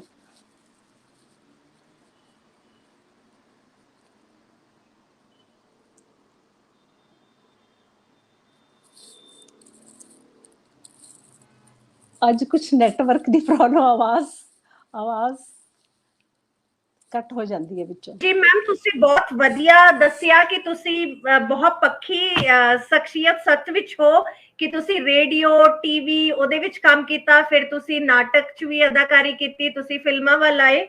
ਤੇ ਮੈਂ ਦਰਸ਼ਕਾਂ ਨੂੰ ਇਹ ਜਾਣਨਾ ਚਾਹਾਂਗੀ ਕਿ ਤੁਹਾਡਾ ਇਹ ਪੱਖ ਹੀ ਨਹੀਂ ਕਿ ਤੁਸੀਂ ਅਦਾਕਾਰੀ ਦੇ ਨਾਲ ਨਾਲ ਬਹੁਤ ਵਧੀਆ ਸਾਹਿਤਕਾਰ ਤੇ ਕਹਾਣੀਕਾਰ ਵੀ ਹੋ। ਤੇ ਜਿੱਦਾਂ ਕਿ ਦੱਸਿਆ ਤੁਸੀਂ 2 ਦਰਜਨ ਤੋਂ ਵੱਧ ਹਿੰਦੀ ਫਿਲਮਾਂ, 2 ਦਰਜਨ ਤੋਂ ਵੱਧ ਪੰਜਾਬੀ ਫਿਲਮਾਂ, 4 ਦਰਜਨ ਤੋਂ ਵੱਧ ਸੀਰੀਅਲ ਕੀਤੇ ਤੇ ਇਸ ਤੋਂ ਬਿਨਾ ਤੁਸੀਂ ਬਹੁਤ ਸਾਰੇ YouTube ਵੀਡੀਓਜ਼ ਵੀ ਕੀਤੇ ਜਦੋਂ ਲੋਕਡਾਊਨ ਹੋਇਆ, ਡਿਪੈਂਡ ਸਾਰੇ ਹੋ ਗਏ। ਹਾਂਜੀ, ਤੇ ਮੈਡਮ ਜਿੱਥੇ ਕਿ ਤੁਸੀਂ ਮੈਨੂੰ ਦੱਸ ਰਹੇ ਸੀ ਤਾਂ ਮੇਰੇ ਦਿਮਾਗ 'ਚ ਇੱਕ ਸਵਾਲ ਆ ਰਿਹਾ ਸੀ ਕਿ ਤੁਸੀਂ ਦੱਸਿਆ ਕਿ ਤੁਹਾਡਾ ਪੂਰਾ ਪਰਿਵਾਰ ਹੈ ਜਿਹੜਾ ਉਹ ਪੜ੍ਹਨ ਲਿਖਣ ਵਾਲਾ ਹੈ, ਕਿਤਾਬਾਂ ਪੜ੍ਹਨ ਦਾ ਰਿਵਾਜ ਸੀ, ਸਾਹਿਤ ਪੜ੍ਹਨ ਦਾ ਰਿਵਾਜ ਸੀ। ਮੈਂ ਕਿਤੇ ਇਹ ਵੀ ਪੜ੍ਹਿਆ ਸੀ ਕਿ ਤੁਹਾਡੀ ਵੱਡੀ ਭੈਣ ਵੀ ਜਿਹੜੀ ਹੈ ਕਿਤਾਬਾਂ ਪੜ੍ਹਨ ਦੀ ਸ਼ੌਕੀਨ ਸੀ। ਰਾਈਟ, ਤੁਹਾਡੇ ਜੀ ਪੂਰੇ ਜੀ ਜੀ ਘਰ ਵਿੱਚ ਸ਼ਾਇਰੀ, ਪੜ੍ਹਨ ਤੇ ਲਿਖਣ ਦਾ ਮਾਹੌਲ ਸੀ। ਜੀ ਜੀ ਤਾਂ ਜੀ ਫਿਰ ਤੁਸੀਂ ਉਸ ਸ਼ਾਇਰੀ ਵੱਲ ਤੁਹਾਡਾ ਧਿਆਨ ਨਹੀਂ ਗਿਆ, ਤੁਸੀਂ ਅਦਾਕਾਰੀ ਦੇ ਖੇਤਰ ਵਿੱਚ ਕਿਵੇਂ ਉਤਰੇ? ਇਹ ਸ਼ੌਕ ਤੁਹਾਨੂੰ ਕਿਵੇਂ ਆਇਆ ਤੇ ਤੁਸੀਂ ਕਿਵੇਂ ਉੱਥੋਂ ਤੱਕ ਪਹੁੰਚੇ? ਜੀ ਮੈਨੂੰ ਨਹੀਂ ਪਤਾ ਕਿ ਇਹ ਸ਼ੌਕ ਮੇਰੇ ਅੰਦਰ ਕਿੱਥੋਂ ਆਇਆ ਅਦਾਕਾਰੀ ਦਾ। ਸ਼ਾਇਦ ਮੈਂ ਇੱਕ ਦਿਨ ਕੱਲ ਹੀ ਸ਼ਾਇਦ ਸੋਚ ਰਹੀ ਸੀ ਇਸ ਬਾਰੇ ਕਿ ਕਿਉਂ ਮੈਨੂੰ ਲੱਗਦਾ ਹੈ ਕਿ ਜਦੋਂ ਮੈਂ ਸਕੂਲ ਵਿੱਚ ਪੜ੍ਹਦੀ ਹੁੰਦੀ ਸੀ, ਹਰ ਸਕੂਲ ਵਿੱਚ, ਹਰ ਕਲਾਸ ਵਿੱਚ ਜਿਹੜੇ ਸਕੂਲ ਵਿੱਚ ਫੰਕਸ਼ਨਸ ਹੁੰਦੇ ਸਨ, ਕਲਚਰਲ ਪ੍ਰੋਗਰਾਮਸ ਹੁੰਦੇ ਸਨ, ਮੈਂ ਉਹਨਾਂ ਵਿੱਚ ਹਿੱਸਾ ਲੈਂਦੀ ਸਾਂ। ਤੇ ਜਿਵੇਂ ਡਿਬੇਟਸ ਔਰ ਪਲੇ 'ਚ ਐਕਟਿੰਗ ਕਰਨੀ ਔਰ ਡਾਂਸ ਕਰਨਾ। ਮੈਨੂੰ ਯਾਦ ਹੈ ਕਿ ਇੱਕ ਵਾਰੀ ਨੂਰਪੁਰ, ਮੈਂ ਛੋਟੀ ਸੀ ਉਦੋਂ, ਸ਼ਾਇਦ 4th 5ਵੀਂ 'ਚ ਪੜ੍ਹਦੀ ਸੀ, ਤੇ ਉਦੋਂ ਇੱਕ ਕਲਚਰਲ ਪ੍ਰੋਗਰਾਮ 'ਚ ਹਿੱਸਾ ਲਿਆ। ਉਦੋਂ ਇੱਕ ਗਾਣਾ ਸੀ ਕਿ ਮੇਰੇ ਦੇਸ਼ ਕੀ ਧਰਤੀ ਸੋਨਾ ਉਗਲੇ, ਉਗਲੇ ਹੀਰੇ ਮੋਤੀ। ਉਹਦੇ ਤੇ ਅਸੀਂ ਕੁਝ, ਹਾਂਜੀ, 6-7 ਜਣੇ ਅਸੀਂ ਸਟੂਡੈਂਟਸ ਜਿਹੜੇ ਸੀ ਨਾ, ਡਾਂਸ ਕਰ ਰਹੇ ਸੀ। ਤੇ ਮੈਨੂੰ ਯਾਦ ਆ ਕਿ ਜੋ ਟੀਚਰ ਸਾਨੂੰ ਸਿਖਾ ਰਹੀ ਸੀ ਉਹ ਬਾਕੀਆਂ ਨੂੰ ਕਹਿੰਦੀ ਕਿ ਦੇਖੋ ਜਿਵੇਂ ਕੁਲਬੀਰ ਕਰ ਰਹੀ ਹੈ ਨਾ, ਉਸ ਤਰ੍ਹਾਂ ਕਰੋ, ਉਹ ਬਿਲਕੁਲ ਸਹੀ ਕਰ ਰਹੀ ਹੈ। ਸ਼ਾਇਦ ਇਹ ਕਿਤੇ ਨਾ ਕਿਤੇ ਪ੍ਰੇਰਨਾ ਹੁੰਦੀ ਹੈ। ਕਈ ਵਾਰੀ ਕਿਸੇ ਦਾ ਕੋਈ ਕੰਪਲੀਮੈਂਟ ਹੁੰਦਾ ਹੈ ਜਿਹੜੇ ਤੁਹਾਡੇ ਮਨ 'ਚ ਵਸ ਜਾਂਦਾ ਹੈ ਔਰ ਤੁਹਾਨੂੰ ਲੱਗਦਾ ਹੈ ਕਿ ਤੁਸੀਂ ਕਰ ਸਕਦੇ ਹੋ, ਤੁਸੀਂ ਬਹੁਤ ਅੱਛਾ ਕਰ ਰਹੇ ਹੋ। ਤੇ ਸ਼ਾਇਦ ਇਸ ਤਰ੍ਹਾਂ ਦੇ ਸੀ। ਤਾਂ ਔਰ ਕੁਝ ਚੀਜ਼ਾਂ ਹੁੰਦੀਆਂ ਜਿਹੜੀਆਂ ਕੁਦਰਤੀ ਹੁੰਦੀਆਂ, ਕੁਦਰਤੀ ਤੁਹਾਨੂੰ ਅੱਛਾ ਲੱਗਦਾ ਆ ਕਲਚਰਲ ਪ੍ਰੋਗਰਾਮਸ ਵਿੱਚ ਹਿੱਸਾ ਲੈ ਕੇ, ਤੁਹਾਨੂੰ ਐਕਟਿੰਗ ਦੇਖਣੀ ਔਰ ਕਰਨੀ ਅੱਛੀ ਲੱਗਦੀ ਆ। ਮੈਂ ਪਾਕਿਸਤਾਨੀ ਪਲੇਜ਼ ਵੀ ਦੇਖਦੀ ਹੁੰਦੀ ਸੀ ਉਦੋਂ, ਬਲੈਕ ਐਂਡ ਵਾਈਟ ਟੀਵੀ ਲਿਆ ਸੀ, ਔਰ ਰਾਤ ਨੂੰ ਕੋਈ 12-1 ਵਜੇ ਕਈ ਵਾਰੀ ਪਤਾ ਨਹੀਂ ਕਿਵੇਂ ਕਨੈਕਸ਼ਨ ਜੁੜ ਜਾਂਦਾ ਸੀ, ਔਰ ਜਲੰਧਰ ਦੂਰਦਰਸ਼ਨ ਤੇ ਪਾਕਿਸਤਾਨ ਦੇ ਪਲੇ ਜੋ ਸੀ ਨਾ ਉਹ ਟੈਲੀਕਾਸਟ ਹੁੰਦੇ ਸੀ, ਤੇ ਉਹ ਦੇਖਣ ਲਈ ਮੈਂ ਜਾਗਦੀ ਰਹਿੰਦੀ ਸੀ। ਜਾਂ ਅਗਰ ਮੇਰੀ ਅੱਖ ਲੱਗ ਵੀ ਜਾਏ ਤਾਂ ਵੀ ਮੈਂ ਉੱਠ ਪੈਂਦੀ ਸੀ ਆਪਣੇ ਆਪ ਹੀ, ਇਹ ਦੇਖਣ ਲਈ ਕਿ ਉਹ ਪਾਕਿਸਤਾਨੀ ਪਲੇ ਆਏਗਾ। ਮੈਨੂੰ ਇੰਨਾ ਜ਼ਿਆਦਾ ਸ਼ੌਂਕ ਸੀ ਉਹ ਐਕਟਿੰਗ ਦਾ ਦੇਖਣ ਦਾ। ਤੇ ਉਹ ਦੇਖਦਿਆਂ ਹੀ ਕਿਤੇ ਨਾ ਕਿਤੇ ਮੇਰੇ ਮਨ ਅੰਦਰ ਉਹ ਪੈਸ਼ਨ ਜਾਗ ਪਿਆ ਐਕਟਿੰਗ ਲਈ ਔਰ ਕਲਚਰਲ ਪ੍ਰੋਗਰਾਮਸ ਜਿਹੜੇ ਦੂਰਦਰਸ਼ਨ ਤੇ ਆਉਂਦੇ ਸਨ ਉਹਨਾਂ ਵਿੱਚ ਹਿੱਸਾ ਲੈਣ ਲਈ। ਤੇ ਇਸ ਤਰ੍ਹਾਂ ਮੈਂ ਜਾ ਕੇ ਉੱਥੇ ਕੋਸ਼ਿਸ਼ ਕੀਤੀ, ਜਾ ਕੇ ਫਾਰਮ ਫਿਲਸ ਕੀਤੇ, ਆਡੀਸ਼ਨਸ ਦਿੱਤੇ, ਔਰ ਉਹਨਾਂ 'ਚ ਮੈਂ ਸਿਲੈਕਟ ਹੁੰਦੀ ਗਈ। ਤੇ ਲੇਕਿਨ ਮੈਂ, ਜਿਵੇਂ ਕਿ ਤੁਸੀਂ ਕਿਹਾ ਕਿ ਤੁਹਾਨੂੰ ਲਿਖਣ ਦਾ ਵੀ ਹੋਇਆ, ਉਹ ਕਿਸ ਤਰ੍ਹਾਂ ਹੋਇਆ? ਲਿਖਣ ਦਾ ਤੇ ਸਾਡੇ ਘਰ ਦਾ ਮਾਹੌਲ ਸੀ, ਤੁਸੀਂ ਕਿਤੇ ਠੀਕ ਹੀ ਪੜ੍ਹਿਆ ਹੈ ਜੀ, ਕਿਉਂਕਿ ਮੇਰੇ ਪਾਪਾ ਵੀ ਕਵਿਤਾਵਾਂ ਲਿਖਦੇ ਸਨ। ਔਰ ਹਾਂਜੀ, ਹਾਲਾਂਕਿ ਉਹਨਾਂ ਨੇ ਕੋਈ ਕਿਤਾਬ ਨਹੀਂ ਛਪਾਈ, ਔਰ ਮੈਨੂੰ ਵੀ ਬੜਾ ਪਛਤਾਵਾ ਹੈ ਕਿ ਮੈਂ ਉਹਨਾਂ ਦਾ ਉਹ ਜਿਹੜਾ ਸਾਹਿਤ ਸੀ, ਮੈਨੂੰ ਪਤਾ ਨਹੀਂ ਸੀ ਉਸ ਵੇਲੇ ਉਸ ਦੀ ਕੀਮਤ, ਮੈਨੂੰ ਸਾਂਭ ਲੈਣਾ ਚਾਹੀਦਾ ਸੀ। ਮੈਂ ਹੀ ਕਿਤੇ ਉਹ ਬਾਅਦ ਵਿੱਚ ਕਿਤਾਬ ਛਪਵਾਉਂਦੀ ਜਾਂ ਉਸੇ ਵੇਲੇ ਛਪਵਾਉਂਦੀ। ਬਸ ਮੈਨੂੰ ਲੱਗਦਾ ਸੀ ਕਿ ਪਾਪਾ ਹੀ ਸਾਂਭ ਲੈਂਦੇ ਹੋਣੇ ਆ, ਕਿਉਂਕਿ ਇਸ ਤਰ੍ਹਾਂ ਥੋੜੀ ਹੁੰਦਾ ਹੈ ਕਿ ਹਰ ਜੋ ਵੀ ਕੋਈ ਲਿਖਦਾ ਹੈ ਉਹਨੂੰ ਇਹ ਹੁੰਦਾ ਹੈ ਕਿ ਮੇਰਾ ਜੋ ਵੀ ਲਿਖਿਆ ਉਹ ਇੱਕ ਕਿਤਾਬੀ ਰੂਪ ਵਿੱਚ ਆਏ। ਪਰ ਪਤਾ ਨਹੀਂ ਕਿਉਂ ਪਾਪਾ ਨੂੰ ਇਹ ਕਿਉਂ ਇਹ ਨਹੀਂ ਖਿਆਲ ਆਇਆ। ਪਰ ਉਹ ਲਿਖਦੇ ਬਹੁਤ ਅੱਛਾ ਸੀ ਔਰ ਬਹੁਤ ਅੱਛੇ ਬੁਲਾਰੇ ਸਨ, ਬਹੁਤ ਅੱਛਾ ਸਾਨੂੰ ਬੈਠ ਕੇ ਕੋਈ ਵੀ ਅਗਰ ਦੇਸ਼ ਵਿੱਚ ਘਟਨਾ ਹੋ ਰਹੀ ਹੈ, ਦੁਨੀਆ ਵਿਸ਼ਵ ਵਿੱਚ ਹੀ ਅਗਰ ਕੋਈ ਘਟਨਾ ਹੋ ਰਹੀ ਹੈ ਜਾਂ ਕੋਈ ਵੀ ਕੁਝ ਖਾਸ ਹੋ ਰਿਹਾ, ਉਹ ਉਸ ਉੱਤੇ ਹੀ ਕਵਿਤਾ ਲਿਖ ਦਿੰਦੇ ਹੁੰਦੇ ਸੀ ਔਰ ਬੜੇ ਬਹੁਤ ਹੀ ਥਰਮੇ ਨਾਲ, ਬਹੁਤ ਹੀ ਆਰਾਮ ਨਾਲ ਸਾਨੂੰ ਉਹ ਪੜ੍ਹ ਕੇ ਸੁਣਾਇਆ ਕਰਦੇ ਸਨ। ਇਸ ਤੋਂ ਇਲਾਵਾ ਉਹਨਾਂ ਦੀ ਇਹ ਵੀ ਆਦਤ ਸੀ ਕਿ ਉਹ ਜਦੋਂ ਬਾਹਰੋਂ ਆਉਂਦੇ ਸਨ ਤੇ ਉਹ ਆਪਣੇ ਪੂਰੇ ਦਿਨ ਦੀ ਸਾਨੂੰ ਜਿਹੜੀ ਆ ਵਿਥਿਆ ਸੁਣਾਇਆ ਕਰਦੇ ਸਨ। ਤੇ ਇਹ ਵੀ ਉਹ ਜਿਹੜਾ ਸਟੋਰੀ ਟੈਲਿੰਗ ਵਾਲਾ ਉਹਨਾਂ ਦਾ ਜਿਹੜਾ ਗੁਣ ਸੀ, ਉਹ ਕਿਤੇ ਨਾ ਕਿਤੇ ਮੇਰੇ 'ਚ ਆਇਆ ਕਿ ਅੱਗੋਂ ਮੈਂ ਸਟੋਰੀਜ਼ ਲਿਖਣੀਆਂ ਸ਼ੁਰੂ ਕਰ ਦਿੱਤੀਆਂ ਕਿ ਸਟੋਰੀ ਕਿਵੇਂ ਸੁਣਾਈ ਜਾਂਦੀ ਹੈ। ਇਸ ਤੋਂ ਇਲਾਵਾ ਮੇਰੇ ਦਾਦਾ ਜੀ ਡਾਇਰੀ ਲਿਖਿਆ ਕਰਦੇ ਸਨ, ਉਹਨਾਂ ਦਾ ਵੀ ਮੇਰੇ ਤੇ ਅਸਰ ਹੋਇਆ। ਮੇਰੇ ਦਾਦੀ ਜੀ ਆਸ ਕੌਰ ਜੀ, ਉਹਨਾਂ ਨੂੰ ਲੋਕ ਗੀਤ ਗਾਉਣ ਦਾ ਬੜਾ ਸ਼ੌਂਕ ਸੀ ਔਰ ਉਹ ਵੀ ਗੁਰਦੁਆਰੇ 'ਚ ਆਪਣੇ ਪਿੰਡ, ਉਹਨਾਂ ਦਾ ਨੀਲਾ ਸੈਲਾ ਪਿੰਡ ਸੀ, ਪੇਕਾ ਪਿੰਡ, ਉੱਥੇ ਉਹਨਾਂ ਨੇ ਗੁਰਦੁਆਰੇ 'ਚ ਪੰਜਾਬੀ ਗੁਰਮੁਖੀ ਸਿੱਖੀ ਹੋਈ ਸੀ ਤੇ ਉਹ ਪੜ੍ਹ ਲਿਖ ਲੈਂਦੇ ਸਨ। ਤੇ ਉਹ ਸਾਡੀਆਂ ਕਿਤਾਬਾਂ ਵਿੱਚੋਂ ਸਾਨੂੰ ਕਿਹਾ ਕਰਦੇ ਸਨ ਕਿ ਕੋਈ ਕਵਿਤਾ ਪੜ੍ਹ ਕੇ ਸੁਣਾਓ, ਔਰ ਖੁਦ ਵੀ ਉਹਨਾਂ ਨੂੰ ਬਹੁਤ ਕਈ ਕਿੱਸੇ ਯਾਦ ਸਨ ਜਿਵੇਂ ਜ਼ਿੰਦਗੀ ਬਿਲਾਸ ਪੂਰੇ ਦਾ ਪੂਰਾ ਉਹਨਾਂ ਨੂੰ ਯਾਦ ਸੀ, ਉਹ ਗਾਉਂਦੇ ਹੁੰਦੇ ਸਨ, ਲੋਕ ਗੀਤ ਬਹੁਤ ਸਾਰੇ ਗਾਉਂਦੇ ਹੁੰਦੇ ਸਨ। ਤੇ ਇਹ ਔਰ ਮੇਰੇ ਮੇਰੇ ਬੀਜੀ ਮੇਰੇ ਮੰਮੀ ਰਾਜ ਕੌਰ ਜੀ, ਉਹ ਚਾਹੇ ਲਿਖਦੇ ਨਹੀਂ ਸੀ ਲੇਕਿਨ ਉਹਨਾਂ ਵਿੱਚ ਇੱਕ ਗੁਣ ਸੀ, ਉਹਨਾਂ ਦੀ ਇਨਸਪੀਰੇਸ਼ਨ ਮੈਨੂੰ ਇਹ ਮਿਲੀ ਕਿ ਉਹ ਬੜੇ ਖੁਸ਼ ਹੁੰਦੇ ਸਨ ਅਗਰ ਮੈਂ ਕੁਝ ਲਿਖਦੀ ਸੀ ਜਾਂ ਮੈਂ ਸੁਣਦੀ ਸੀ। ਜੀ ਜੀ ਜੀ, ਉਹ ਜਿਹੜੀ ਐਪਰੀਸੀਏਸ਼ਨ ਸੀ ਨਾ ਉਹਨਾਂ ਦੀ, ਉਹ ਕਿਤੇ ਨਾ ਕਿਤੇ ਮੈਨੂੰ ਉਤਸ਼ਾਹ ਦਿੰਦੀ ਰਹੀ। ਤੇ ਇਸ ਤਰ੍ਹਾਂ ਉਹਨਾਂ ਸਾਰਿਆਂ ਵੱਲ ਦੇਖ, ਫਿਰ ਮੇਰੇ ਸਭ ਤੋਂ ਵੱਡੇ ਭੈਣ ਜੀ, ਉਹਨਾਂ ਨੂੰ ਪੜ੍ਹਨ ਦਾ ਬੜਾ ਸ਼ੌਂਕ ਸੀ। ਉਹ ਨਾਨਕ ਸਿੰਘ ਦੇ ਸਾਰੇ ਨਾਵਲ ਉਹਨਾਂ ਨੇ ਪੜ੍ਹੇ, ਜਸਵੰਤ ਸਿੰਘ ਕੰਵਲ ਦੇ ਸਾਰੇ ਨਾਵਲ ਉਹਨਾਂ ਨੇ ਪੜ੍ਹੇ, ਔਰ ਉਹਨਾਂ ਨੂੰ ਮੈਂ ਹੀ ਲਿਆ ਕੇ ਦਿੰਦੀ। ਉਦੋਂ ਅਸੀਂ ਗੁਰਦਾਸਪੁਰ ਰਹਿੰਦੇ ਹੁੰਦੇ ਸਾਂ, ਤੇ ਮੈਂ ਹੀ ਉਹਨਾਂ ਨੂੰ ਉਹ ਕਿਤਾਬ ਨਾਵਲ ਲਿਆ ਕੇ ਦੁਕਾਨ ਤੋਂ ਦਿੰਦੀ ਹੁੰਦੀ ਸੀ। ਤੇ ਮੈਨੂੰ ਇਹ ਵੀ ਉਦੋਂ ਇਹ ਹੁੰਦਾ ਸੀ ਲਾਲਚ ਕਿ ਇਹ ਪੂਰਾ ਨਾਵਲ ਪੜ੍ਹ ਕੇ ਭੈਣ ਜੀ ਇਸ ਦੀ ਕਹਾਣੀ ਸਾਨੂੰ ਸੁਣਾਉਣਗੇ। ਉਹ ਵੀ ਬੜੇ ਸ਼ੌਂਕ ਨਾਲ ਪੂਰੀ ਕਹਾਣੀ, ਪੂਰੇ ਦ੍ਰਿਸ਼ ਬਣ ਕੇ ਸਾਨੂੰ ਸਾਰੇ ਭੈਣ ਭਰਾਵਾਂ ਨੂੰ ਸੁਣਾਇਆ ਕਰਦੇ ਸਨ। ਮੈਨੂੰ ਨਹੀਂ ਪਤਾ ਬਾਕੀ ਭੈਣ ਭਰਾ ਵੀ ਉਹਨੇ ਇੰਟਰਸਟ ਨਾਲ ਸੁਣਦੇ ਸਨ ਜਾਂ ਨਹੀਂ, ਪਰ ਮੈਂ ਬਹੁਤ ਇੰਟਰਸਟ ਨਾਲ ਸੁਣਦੀ ਸੀ। ਔਰ ਮੈਨੂੰ ਬੜਾ ਇਹ ਸੀ ਕਿ ਇਹ ਜਲਦੀ ਜਲਦੀ ਭੈਣ ਜੀ ਇਹ ਨਾਵਲ ਖਤਮ ਕਰਨ, ਫਿਰ ਦੂਸਰਾ ਪੜ੍ਹਨ, ਫਿਰ ਦੂਸਰੇ ਦੀ ਵੀ ਮੈਨੂੰ ਪੂਰੀ ਕਹਾਣੀ ਸੁਣਾਉਣ। ਕਿਉਂਕਿ ਮੈਂ ਆਪ ਇਸ ਲਈ ਨਹੀਂ ਸੀ ਪੜ੍ਹਦੀ ਕਿਉਂਕਿ ਮੈਂ ਸਕੂਲ ਦੀ ਪੜ੍ਹਾਈ ਸੀ ਸਾਡੇ, ਤੇ ਸਕੂਲ ਦਾ ਪੂਰਾ ਜਿਹੜਾ ਹੋਮਵਰਕ ਹੁੰਦਾ ਸੀ ਇਹ ਉਹ ਐਡੇ ਐਡੇ ਮੋਟੇ ਨਾਵਲ ਪੜ੍ਹਨੇ, ਤੇ ਪਰ ਉਹ ਜਦੋਂ ਸੁਣਾਈ ਦਿੰਦੇ ਸੀ ਇੰਨੇ ਅੱਛਾ, ਤੇ ਇਸ ਲਈ ਅਸੀਂ ਆਪ ਪੜ੍ਹਨ ਦੀ ਵੀ ਕੋਸ਼ਿਸ਼ ਨਹੀਂ ਸੀ ਕਰਦੇ। ਲੇਕਿਨ ਇਸ ਤਰ੍ਹਾਂ ਜ਼ਰੂਰ ਹੁੰਦਾ ਸੀ ਕਿ ਮੈਨੂੰ ਕਦੀ ਕੋਈ ਅਖਬਾਰ ਦਾ ਟੁਕੜਾ ਅਗਰ ਮਿਲ ਜਾਂਦਾ ਸੀ ਕਿਤੇ, ਤੇ ਉਹਦੇ ਤੇ ਅਗਰ ਮੈਨੂੰ ਕੁਝ ਲਾਈਨਾਂ ਕਹਾਣੀ ਦੀਆਂ ਲਿਖੀਆਂ ਮਿਲ ਜਾਂਦੀਆਂ ਸੀ, ਤੇ ਉਸ ਤੋਂ ਅੱਗੇ ਕੀ ਉਹ ਮੈਂ ਕਲਪਨਾ ਕਰਦੀ ਸੀ, ਇਸ ਤੋਂ ਅੱਗੇ ਕੀ ਹੋ ਸਕਦਾ ਹੈ ਉਹ ਮੈਂ ਸੋਚਦੀ ਸੀ। ਤੇ ਇਹੀ ਸ਼ਾਇਦ ਹੈ ਕਿ ਮੈਨੂੰ ਲਿਖਣ ਵੱਲ ਮੇਰਾ ਰੁਝਾਨ ਹੋਇਆ। ਤੇ ਮੈਂ ਕੁਝ 15 ਸਾਲ ਦੀ ਸੀ, ਮੈਂ 10ਵੀਂ ਚ ਪੜ੍ਹਦੀ ਸੀ ਜਦੋਂ ਮੈਂ ਪਹਿਲੀ ਕਹਾਣੀ ਲਿਖੀ ਬਦਲਦੇ ਰਿਸ਼ਤੇ। ਉਹ ਕਹਾਣੀ ਮੈਂ ਹਾਣੀ ਮੈਗਜ਼ੀਨ ਛਪਦਾ ਹੁੰਦਾ ਸੀ ਉਹਨੂੰ ਭੇਜੀ। ਫਿਰ ਲਿਖੀ ਨੀਲੀਆਂ ਅੱਖਾਂ, ਘੰਟਾ ਘਰ, ਕਿਉਂਕਿ ਉਦੋਂ ਅਸੀਂ ਲੁਧਿਆਣੇ ਰਹਿੰਦੇ ਹੁੰਦੇ ਸੀ। ਲੁਧਿਆਣੇ ਮੈਂ 10ਵੀਂ ਕਰ ਰਹੀ ਸਾਂ ਧੰਨ ਦੇਵੀ ਸਕੂਲ ਵਿੱਚ, ਤੇ ਉਦੋਂ ਉਹ ਕਹਾਣੀਆਂ ਲਿਖਾ ਲਈਆਂ। ਹਾਲਾਂਕਿ ਉਹ ਕਹਾਣੀਆਂ ਥੋੜੀਆਂ ਕੱਚੀਆਂ ਹੀ ਹੋਣਗੀਆਂ, ਇਸ ਲਈ ਮੈਂ ਸਾਂਭ ਕੇ ਨਹੀਂ ਰੱਖੀਆਂ। ਪਰ ਉਸ ਤੋਂ ਬਾਅਦ ਮੈਂ 85 ਚ ਮੈਂ ਇਹ ਆਪਣੀ ਕਿਤਾਬ ਚ ਬਹੁਤ ਅੱਛੀਆਂ ਕਹਾਣੀਆਂ ਲਿਖੀਆਂ। ਮੈਂ ਉਦੋਂ ਮੈਂ 11ਵੀਂ ਕਲਾਸ ਵਿੱਚ ਹੋ ਗਈ ਸਾਂ, ਤੇ ਮੈਂ ਦੋ ਲੰਬੀਆਂ ਬਹੁਤ ਸੀਰੀਅਸ ਕਹਾਣੀਆਂ ਲਿਖੀਆਂ। ਇੱਕ ਦਾ ਨਾਂ ਸੀ ਖਲਾ, ਤੇ ਦੂਜੀ ਦਾ ਨਾਂ ਸੀ ਦਾਇਰੇ। ਫਿਰ ਮੈਂ ਉਹ ਆਪਣੇ ਇੱਕ ਟੀਚਰ ਨੂੰ ਦਿਖਾਈਆਂ, ਤੇ ਉਹਨਾਂ ਨੇ ਕਿਹਾ ਕਿ ਬਹੁਤ ਅੱਛੀਆਂ ਕਹਾਣੀਆਂ, ਇਹਨਾਂ ਨੂੰ ਨਾ ਕਿਤਾਬੀ ਰੂਪ ਵਿੱਚ ਛਪਵਾ, ਤੇ ਇਹਨੂੰ ਕਹਿੰਦੇ ਨੇ। ਮੈਂ ਕਿਹਾ ਉਹ ਕਿਤਾਬ ਵਿੱਚ ਤੇ ਬਹੁਤ ਸਾਰੀਆਂ ਕਹਾਣੀਆਂ ਹੁੰਦੀਆਂ। ਕਹਿੰਦੇ ਨਹੀਂ, ਅਗਰ ਦੋ ਲੰਬੀਆਂ ਕਹਾਣੀਆਂ ਨੂੰ ਵੀ ਛਪਵਾ ਲਿਆ ਜਾਏ ਤਾਂ ਉਹਨੂੰ ਨੋਵਲਿਟ ਕਹਿੰਦੇ ਨੇ। ਤੇ ਉਹ ਫਿਰ ਮੈਂ ਨੋਵਲਿਟ ਛਪਵਾਇਆ ਦੀਪਕ ਪਬਲਿਸ਼ਰ ਜਲੰਧਰ ਤੋਂ, ਜਿਹਦਾ ਕਿ ਮੁਖਬੰਦ ਵੀ ਜਸਵੰਤ ਸਿੰਘ ਕੰਵਲ ਹੋਰਾਂ ਨੇ ਲਿਖਿਆ, ਔਰ ਬਹੁਤ ਅੱਛੀਆਂ ਉਹਨਾਂ ਨੇ ਲਾਈਨਾਂ ਲਿਖੀਆਂ। ਉਹ ਕੋਈ ਮੈਨੂੰ ਜਾਣਦੇ ਨਹੀਂ ਸੀ, ਮੈਨੂੰ ਖੁਸ਼ ਕਰਨ ਲਈ ਨਹੀਂ, ਉਹਨੂੰ ਅੱਛਾ ਹੀ ਲੱਗਿਆ ਹੋਏਗਾ, ਇਸ ਲਈ ਉਹਨਾਂ ਨੇ ਅੱਛੀਆਂ ਲਾਈਨਾਂ ਲਿਖੀਆਂ ਜੀ। ਔਰ ਉਸ ਤੋਂ ਮੈਨੂੰ ਇਨਸਪੀਰੇਸ਼ਨ ਮਿਲੀ ਹੋਰ ਵੀ ਅੱਗੋਂ ਲਿਖਣ ਦੀ। ਫਿਰ ਉਸ ਤੋਂ ਅੱਗੋਂ ਮੈਂ ਹੋਰ ਕਹਾਣੀਆਂ ਲਿਖੀਆਂ, ਤੇ ਫਿਰ ਮੈਂ ਇੱਕ ਹੋਰ ਕਿਤਾਬ ਛਪਵਾਈ, ਇੱਕ ਖਤ ਪਾਪਾ ਦੇ ਨਾਂ। ਉਸ ਤੋਂ ਬਾਅਦ ਮੈਂ ਬੰਬੇ ਸ਼ਿਫਟ ਕਰ ਚੁੱਕੀ ਸੀ, ਤੇ ਇੱਥੇ ਆ ਕੇ 2006 ਵਿੱਚ ਮੈਂ ਕਿਤਾਬ ਛਪਵਾਈ ਕਦੋਂ ਆਏਗੀ। ਉਹਦੇ ਵਿੱਚ 11 ਕਹਾਣੀਆਂ ਔਰ ਇੱਕ ਖਤ ਪਾਪਾ ਦੇ ਨਾਂ ਵਿੱਚ 10 ਕਹਾਣੀਆਂ ਸਨ, ਤੇ 2 ਨੋਵਲੇਟ ਯਾਨੀ ਕਿ 3 ਕਹਾਣੀ ਸੰਗ੍ਰਹਿ ਹੋ ਗਏ। ਫਿਰ ਮੈਂ ਕਵਿਤਾਵਾਂ ਵੀ ਕਦੀ ਕਦੀ ਲਿਖਦੀ ਸੀ, ਕਦੀ ਕੋਈ ਵਲਵਲਾ ਆਇਆ ਕੁਛ, ਔਰ ਕਵਿਤਾਵਾਂ ਦੀ ਵੀ ਫਿਰ ਮੈਂ ਇੱਕ ਕਿਤਾਬ ਛਪਵਾਈ, ਹੌਕੇ ਦੀ ਭਟਕਣ। ਤੇ ਹੁਣ ਮੇਰੀ ਫਿਰ ਵਿੱਚ ਕਾਫੀ ਗੈਪ ਆ ਗਿਆ ਕਿਉਂਕਿ ਮੈਂ ਆਪਣੀ ਐਕਟਿੰਗ ਦੇ ਖੇਤਰ ਵਿੱਚ ਬਹੁਤ ਜ਼ਿਆਦਾ ਬਿਜ਼ੀ ਹੋ ਗਈ। ਔਰ ਐਕਟਿੰਗ ਦਾ ਖੇਤਰ ਇੱਕ ਇਹੋ ਜਿਹਾ ਹੈ ਜਿਹੜਾ ਕਿ 24 ਆਵਰਸ ਜੌਬ ਹੈ। ਇਹਦੇ ਵਿੱਚ ਤੁਹਾਨੂੰ ਬਹੁਤ ਘੱਟ ਪੜ੍ਹਨ ਲਿਖਣ ਦਾ ਸਮਾਂ ਮਿਲਦਾ ਹੈ। ਤੇ ਹੋਰ ਵੀ ਕਾਰਨ ਹੈ ਕਿ ਕਿਉਂ ਮੈਂ ਥੋੜੀ ਜਿਹੀ ਉਪਰਾਮ ਹੋ ਗਈ ਲਿਖਣ ਵੱਲ।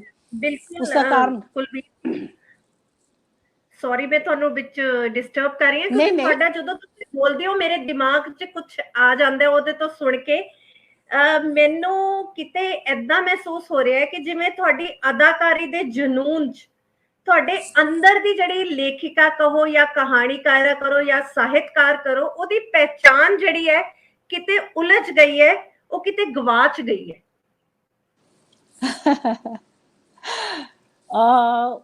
ਮੈਂ ਕਾਫੀ ਸਾਲ, ਤੁਸੀਂ 14 ਸਾਲ ਕਹਿ ਸਕਦੇ ਹੋ ਕਿ ਮੈਂ ਸਾਹਿਤ ਨਾਲ ਉਨਾ ਨਹੀਂ ਜੁੜੀ ਜਿੰਨਾ ਕਿ ਜੁੜੇ ਰਹਿਣਾ ਚਾਹੀਦਾ ਸੀ। ਉਹਦਾ ਇੱਕ ਤਾਂ ਕਾਰਨ ਮੇਰਾ ਪ੍ਰੋਫੈਸ਼ਨ ਆ।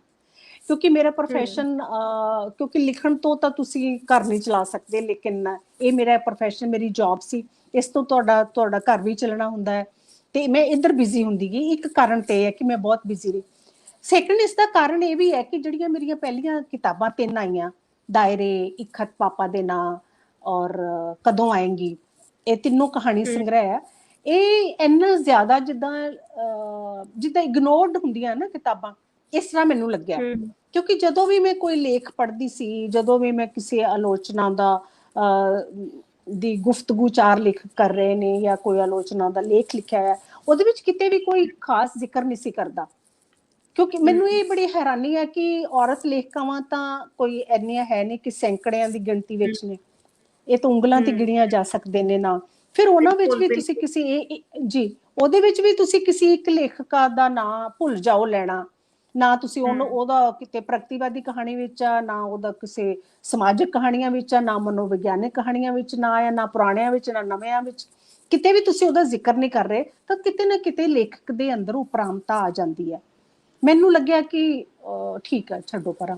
ਫਿਰ ਕਦੀ ਕੋਈ ਲੇਖਕ ਅਗਰ ਕੋਈ ਕਹਾਣੀ ਸੰਗ੍ਰਹਿ ਛਾਪ ਰਿਹਾ, ਵੱਖ-ਵੱਖ ਲੇਖਕਾਂ ਦੀਆਂ ਕਹਾਣੀਆਂ ਲੈ ਕੇ, ਉਹ ਅਗਰ ਕਹਿੰਦੇ ਸੀ ਕਿ ਇੱਕ ਕਹਾਣੀ ਭੇਜੋ, ਇਸਰਾਰ ਕਰਦੇ ਸਨ ਕਿ ਇੱਕ ਕਹਾਣੀ ਭੇਜੋ, ਤਾਂ ਮੈਂ ਲਿਖ ਕੇ ਭੇਜ ਦਿੰਦੀ ਸੀ। ਕੋਈ ਕਹਿੰਦਾ ਸੀ ਕਵਿਤਾ ਭੇਜ ਦਿਓ ਲਿਖ ਕੇ, ਤਾਂ ਮੈਂ ਭੇਜ ਦਿੰਦੀ ਸੀ। ਇਹ ਮੈਂ ਮੰਨਦੀ ਹਾਂ ਕਿ 14 ਸਾਲਾਂ ਵਿੱਚ ਅਲੱਗ-ਅਲੱਗ ਕਹਾਣੀ ਸੰਗ੍ਰਹਿ ਜੋ ਕਿ ਹੋਰ ਲੋਕਾਂ ਨੇ, ਹੋਰ ਸੰਸਥਾਵਾਂ ਨੇ ਛਾਪੇ, ਵੱਖ-ਵੱਖ ਕਾਵਿ ਸੰਗ੍ਰਹਿ ਜੋ ਕਿ ਹੋਰ ਸੰਸਥਾਵਾਂ ਨੇ ਛਾਪੇ, ਮੈਂ ਆਪਣਾ ਓਰੀਜਨਲ ਨਹੀਂ ਛਾਪਿਆ, ਉਹਦੇ ਵਿੱਚ ਮੇਰੀ ਕਿਤੇ ਨਾ ਕਿਤੇ ਕਵਿਤਾ ਜਾਂ ਕਹਾਣੀ ਜ਼ਰੂਰ ਛਪਦੀ ਰਹੀ ਹੈ। ਲੇਕਿਨ ਇੱਕ ਹੁੰਦਾ ਹੈ ਨਾ ਕਿ ਜਿਵੇਂ ਤੁਸੀਂ 10 ਕਹਾਣੀਆਂ ਲਿਖ ਕੇ ਇੱਕ ਕਹਾਣੀ ਸੰਗ੍ਰਹਿ ਛਪਵਾ ਰਹੇ ਹੋ, ਜਿਵੇਂ ਕਿ ਮੈਂ ਪਹਿਲਾਂ 3 ਛਪਵਾਏ, ਉਹ ਮੇਰੇ ਅੰਦਰ ਜਿਹੜੀ ਸੀ ਕਿਤੇ ਨਾ ਕਿਤੇ ਉਹ ਇੱਛਾ ਜਾਂ ਉਹ ਕਹਿ ਸਕਦੇ ਹੋ ਲਗਨ ਲੁਪਤ ਹੋ ਗਈ। ਉਹ ਮੈਂ ਬਿਲਕੁਲ ਉਪਰਾਮ ਹੋ ਗਈ ਔਰ ਮੈਂ ਇੱਧਰ ਹੀ ਆਪਣੇ ਕੰਮਕਾਰ ਵਿੱਚ ਰੁੱਝ ਗਈ। ਲੇਕਿਨ ਹੁਣ 14 ਸਾਲਾਂ ਬਾਅਦ ਇੱਕ ਤੇ ਲੋਕਡਾਊਨ ਹੋ ਗਿਆ, 2 ਸਾਲ ਤੋਂ ਲੋਕਡਾਊਨ ਹੈ ਔਰ ਕਾਫੀ ਸਮਾਂ ਮਿਲ ਗਿਆ ਮੈਨੂੰ ਪੜ੍ਹਨ ਲਿਖਣ ਦਾ। ਔਰ ਸੈਕੰਡ ਮੈਂ ਇੱਕ ਸਾਡੇ ਲੇਖਕ ਨੇ, ਚਿੰਤਕ ਨੇ, ਦੇਸਰਾਜ ਕਾਲੀ ਜੀ, ਉਹਨਾਂ ਨੇ ਨਾ ਇੱਕ ਪੋਸਟ ਪਾਈ ਫੇਸਬੁੱਕ ਤੇ।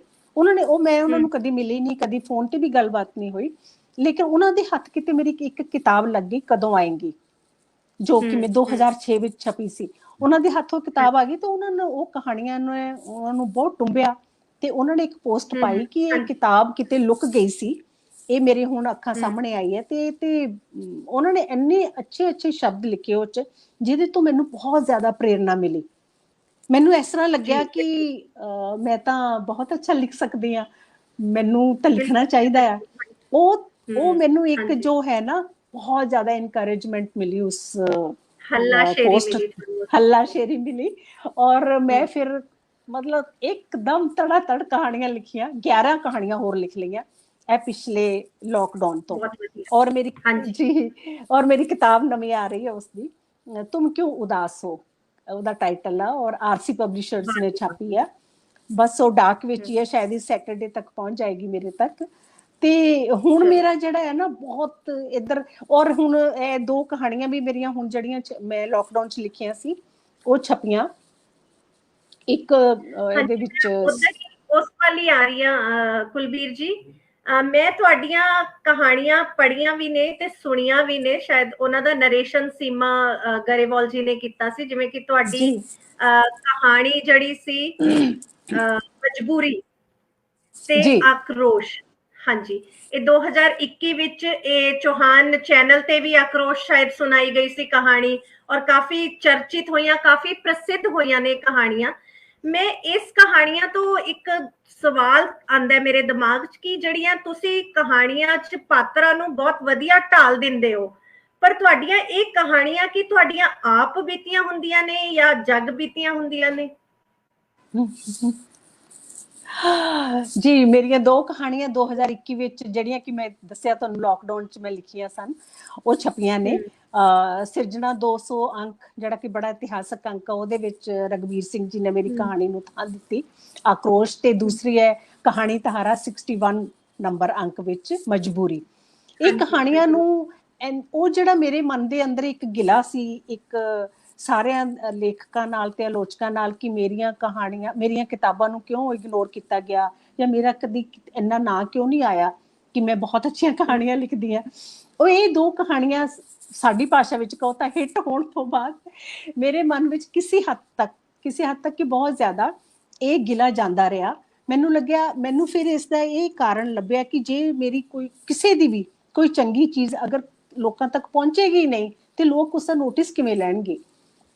ਜਾਂ ਤੇ ਮੇਰੀਆਂ ਪਹਿਲੀਆਂ ਕਹਾਣੀਆਂ ਪਬਲਿਸ਼ਰਸ ਨੇ ਉਹਨਾਂ ਨੂੰ ਉਸ ਤਰ੍ਹਾਂ ਪ੍ਰਮੋਟ ਨਹੀਂ ਕੀਤਾ ਜਿਵੇਂ ਕਰਨਾ ਚਾਹੀਦਾ ਸੀ, ਤੇ ਦੂਸਰਾ ਕਾਰਨ ਇਹ ਸੀ ਕਿ ਉਦੋਂ ਸੋਸ਼ਲ ਮੀਡੀਆ ਨਹੀਂ ਸੀ, ਔਰ ਮੈਂ ਕਿਉਂਕਿ ਪੰਜਾਬ ਤੋਂ ਕਾਫੀ ਦੂਰ ਹਾਂ ਔਰ ਪੰਜਾਬ 'ਚ ਰਹਿੰਦਿਆਂ ਹੋਇਆਂ ਵੀ ਮੈਂ ਆਪਣੀਆਂ ਘਰੇਲੂ ਹੋਈ ਉਲਝਣਾਂ ਵਿੱਚ ਜ਼ਿਆਦਾ ਟਾਈਮ ਦਿੰਦੀ ਰਹੀ ਤੇ ਮੈਂ ਸਾਹਿਤ ਸਭਾਵਾਂ ਨਾਲ ਨਹੀਂ ਜੁੜ ਸਕੀ। ਕਿਉਂਕਿ ਅਗਰ ਤੁਸੀਂ ਆਪਣੀਆਂ ਕਹਾਣੀਆਂ ਨੂੰ, ਆਪਣੀ ਲੇਖਣੀ ਨੂੰ ਪ੍ਰਮੋਟ ਕਰਨਾ ਚਾਹੁੰਦੇ ਹੋ, ਲੋਕਾਂ ਤੱਕ ਪਹੁੰਚਾਉਣਾ ਚਾਹੁੰਦੇ ਹੋ, ਤੇ ਤੁਹਾਨੂੰ ਲੋਕਾਂ ਨਾਲ ਮਿਲਣਾ ਵੀ ਪਏਗਾ, ਤੁਹਾਨੂੰ ਸਾਹਿਤ ਸਭਾਵਾਂ ਵਿੱਚ ਵੀ ਕਿਤੇ ਨਾ ਕਿਤੇ ਜਾਣਾ ਪਏਗਾ। ਤੇ ਜੇ ਮੈਂ ਆਪ ਹੀ ਉਸ ਸਭ ਤੋਂ ਦੂਰ ਰਹੀ ਹਾਂ ਤੇ ਇਸ ਸ਼ਾਇਦ ਇਹੀ ਕਾਰਨ ਰਿਹਾ। ਮੈਂ ਇਸ ਲਈ ਇਹ ਸਭ ਦੱਸ ਰਹੀ ਹਾਂ ਕਿ ਹੁਣ ਇਹ ਸੋਸ਼ਲ ਮੀਡੀਆ ਆ ਚੁੱਕਾ ਹੈ ਤੇ ਸੋਸ਼ਲ ਮੀਡੀਆ ਨਾਲ ਬਹੁਤ ਇਹ ਇਸ ਤਰ੍ਹਾਂ ਮੈਨੂੰ ਲੱਗਦਾ ਹੈ ਕਿ ਮੈਂ ਸਾਰੇ ਲੇਖਕਾਂ ਨਾਲ, ਸਾਰੇ ਜਿਹੜਾ ਇਹ ਪੰਜਾਬੀ ਸਾਹਿਤ ਆ ਉਸਦੇ ਜੋ ਵੀ ਸਰਪ੍ਰਸਤ ਨੇ ਉਹਨਾਂ ਨਾਲ ਹੁਣ ਮੈਂ ਜੁੜ ਗਈ ਹਾਂ। ਉਹਨਾਂ ਤੱਕ ਮੇਰੀ ਗੱਲ ਪਹੁੰਚ ਸਕਦੀ ਹੈ ਔਰ ਉਹਨਾਂ ਦੀ ਗੱਲ ਮੇਰੇ ਤੱਕ ਪਹੁੰਚ ਸਕਦੀ ਹੈ। ਤਾਂ ਇਹੀ ਕਾਰਨ ਹੈ ਕਿ ਇਹੀ ਕਾਰਨ ਹੈ ਕਿ ਇਹ ਜਿਹੜੀਆਂ ਦੋ ਕਹਾਣੀਆਂ ਇਹਨਾਂ ਦੀ ਇੰਨੀ ਜ਼ਿਆਦਾ ਚਰਚਾ ਹੋਈ ਸੋਸ਼ਲ ਮੀਡੀਆ ਤੇ। ਵੱਡੇ ਵੱਡੇ ਨਾਮਵਰ ਸਥਾਪਿਤ ਲੇਖਕਾਂ ਨੇ ਜਿਵੇਂ ਜਸਵੀਰ ਸਿੰਘ ਰਾਣਾ ਜੀ, ਪ੍ਰੋਫੈਸਰ ਪਰਵਿੰਦਰ ਸਿੰਘ ਜੀ, ਵੱਡੇ ਵੱਡੇ ਜਿਹੜੇ ਚਿੰਤਕ ਨੇ ਉਹਨਾਂ ਨੇ ਵੀ, ਪ੍ਰੋਫੈਸਰ HS ਡਿੰਪਲ ਹੋਰਾਂ ਨੇ, ਨਰਿੰਜਨ ਬੋਹਾ ਜੀ ਨੇ, ਦਰਸ਼ਨ ਜੋਗਾ ਜੀ ਨੇ, ਔਰ ਹੋਰ ਵੀ ਬਹੁਤ ਸਾਰੇ ਨਾਂ ਹੈ ਜਿਨ੍ਹਾਂ ਨੇ ਇਸ ਤੇ, ਨਿਰਮਲ ਜਸਵਾਲ ਜੀ ਨੇ ਪੋਸਟਾਂ ਪਾਈਆਂ ਔਰ ਇਸ ਕਹਾਣੀ ਦੀਆਂ ਪਰਤਾਂ ਖੋਲ ਕੇ ਇਸ ਨੂੰ ਸਲਾਇਆ ਕਿ ਇਹਦੀ ਇਹ ਪਰਤ ਹੈ, ਇਹ ਹੈ। ਔਰ ਮੈਂ ਇੱਕਦਮ ਕਹਿੰਦੇ ਨਾ ਅਚੰਭਿਤ ਰਹਿ ਗਈ ਲੋਕ, ਮਤਲਬ ਸਾਰਿਆਂ ਦਾ ਇਹ ਪਿਆਰ ਦੇਖ ਕੇ, ਇਹ ਸਾਰਿਆਂ ਦੀ ਐਪਰੀਸੀਏਸ਼ਨ ਦੇਖ ਕੇ ਮੈਂ ਬਹੁਤ ਅਚੰਭਿਤ ਹੋਈ ਔਰ ਬਹੁਤ ਖੁਸ਼ ਹੋਈ ਹਾਂ। ਔਰ ਇਸ ਤੋਂ ਇਲਾਵਾ ਹੋਰ ਬਹੁਤ ਸਾਰੇ ਲੇਖਕ ਜਿਵੇਂ ਹਰਕੀਰਤ ਕੌਰ ਚਹਿਲ, ਦੀਪਤੀ ਬਬੂਟਾ, ਕੇ ਤ੍ਰਿਪਤਾ ਸਿੰਘ, ਬਲਵੀਰ ਕੌਰ ਰਿਹਲ ਤੇ ਆਪਣੇ ਜਸਪਾਲ ਘਈ ਜੀ, ਆਪਣੇ ਸਿਮਰਨ ਧਾਲੀਵਾਲ ਜੀ, ਇਹਨਾਂ ਸਾਰਿਆਂ ਨੇ, ਹੋਰ ਵੀ ਬਹੁਤ ਸਾਰੇ ਨਾਂ ਹੈ ਇੱਕਦਮ ਯਾਦ ਨਹੀਂ ਆ ਰਹੇ, ਇਹਨਾਂ ਨੇ ਇੰਨੀਆਂ ਟਿੱਪਣੀਆਂ, ਆਪਣੇ ਹਾਂਸ ਜੀ ਨੇ, ਵਰਿਆਮ ਸਿੰਘ ਸੰਧੂ ਜੀ ਨੇ, ਇਹਨਾਂ ਨੇ ਇੰਨੀਆਂ ਅੱਛੀਆਂ ਟਿੱਪਣੀਆਂ ਔਰ ਇੰਨੇ ਅੱਛੇ ਕੰਪਲੀਮੈਂਟਸ ਮੇਰੀ ਇਹਨਾਂ ਦੋਨਾਂ ਕਹਾਣੀਆਂ ਤੇ ਦਿੱਤੇ ਕਿ ਮੇਰਾ ਮੈਸੇਂਜਰ ਮੈਸੇजेस ਨਾਲ ਭਰ ਗਿਆ ਸੀ। ਸੋ ਇਹ ਹੌਸਲਾ ਅਫਜ਼ਾਈ ਹੋਈ, ਤੁਹਾਨੂੰ ਹੋਰ ਜ਼ਿਆਦਾ ਵਧੀਆ ਲੱਗਾ ਲਿਖਣ ਲਈ, ਹੋਰ ਵਧੀਆ ਤੁਸੀਂ ਪ੍ਰੇਰਿਤ ਹੋਏ ਜੀ, ਵਧੀਆ ਲਿਖ। ਤੇ ਮੈਡਮ ਅਗਰ ਹਾਂਜੀ, ਔਰ ਮੈਂ ਇਹ ਕਹਿਣਾ ਚਾਹੁੰਦੀ ਸੀ ਕਿ ਹੁਣ ਸਮਕਾਲੀ ਸਾਹਿਤ ਦਾ ਵੀ ਨਵਾਂ ਅੰਕ ਆਇਆ ਹੈ, ਜੁਲਾਈ ਤੋਂ ਸਤੰਬਰ ਦਾ ਜਿਹੜਾ ਅੰਕ ਹੈ ਉਹਦੇ ਵਿੱਚ ਵੀ ਮੇਰੀ ਨਵੀਂ ਕਹਾਣੀ ਛਪੀ ਹੈ, ਬਕ, ਯਾਨੀ ਇਹ ਇਸ ਸਾਲ ਦੀ ਤੀਸਰੀ ਕਹਾਣੀ ਹੈ ਜੋ ਮੇਰੀ ਛਪ ਗਈ ਹੈ। ਤੇ ਉਸ ਬਾਰੇ ਵੀ ਬੜੇ ਫੋਨ ਆ ਰਹੇ ਨੇ, ਜਿਹੜੇ ਪੜ੍ਹ ਰਹੇ ਨੇ ਉਹ ਬੜਾ ਉਹਨੂੰ ਸਲਾਹ ਰਹੇ ਨੇ ਕਿ ਬਹੁਤ ਅੱਛੀ ਕਹਾਣੀ ਹੈ। ਤੇ ਦੇਖੋ ਹੁਣ ਇਹ ਕਿਤਾਬ ਆਏਗੀ ਤੇ ਉਹ ਕਿਤਾਬ ਦੀ ਵੀ ਚਰਚਾ ਹੋਣੀ ਚਾਹੀਦੀ ਹੈ, ਮੈਨੂੰ ਲੱਗਦਾ। ਬਿਲਕੁਲ ਜੀ, ਬਿਲਕੁਲ ਹੋਏਗੀ।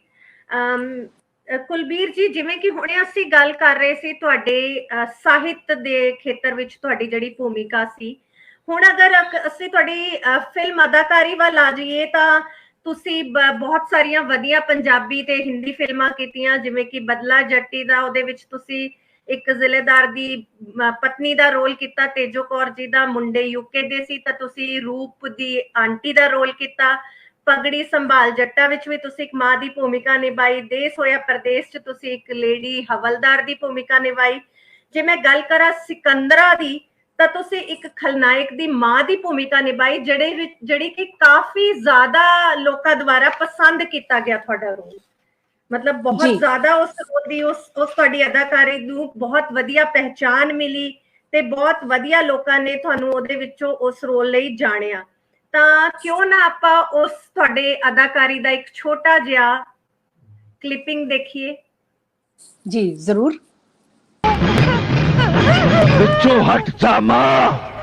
ਨਹੀਂ ਵੇ ਨਹੀਂ, ਤੇਰੇ ਨਾਲ ਰਲ ਕੇ ਮੈਂ ਇਸ ਮਾਸੂਮ ਤੇ ਹਰ ਜ਼ੁਲਮ ਕੀਤਾ, ਪਰ ਅੱਜ ਤੂੰ ਇਸ ਦੀ ਇੱਜ਼ਤ ਤੇ ਹੱਥ ਪਾਇਆ, ਇਹ ਮੈਂ ਬਰਦਾਸ਼ਤ ਨਹੀਂ ਕਰਾਂਗੀ, ਨਹੀਂ ਕਰਾਂਗੀ। ਮਾਂ मां नहीं वे औरत आख औरत तू हर रिश्ते दी थां भुल गया अज नूह दी इज्जत ते हथ पाया कल नूं मां नूं भी नंगा कर देई बिच्छू दबा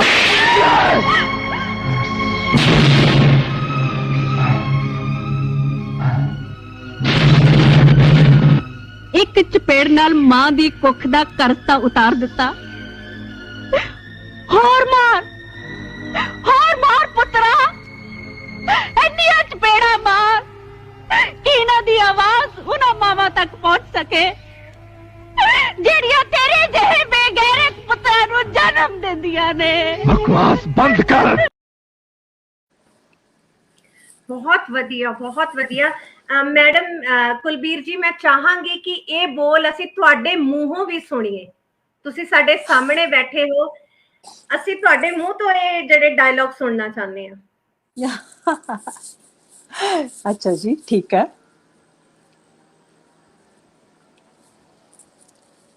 मां नहीं वे औरत आख औरत अज तू हर रिश्ते दी थां भुल गया अज अपनी नूह दी इज्जत ते हथ पाया कल नू अपनी मां नू भी नंगा कर दे पुत्रा अज एक थप्पड़ दी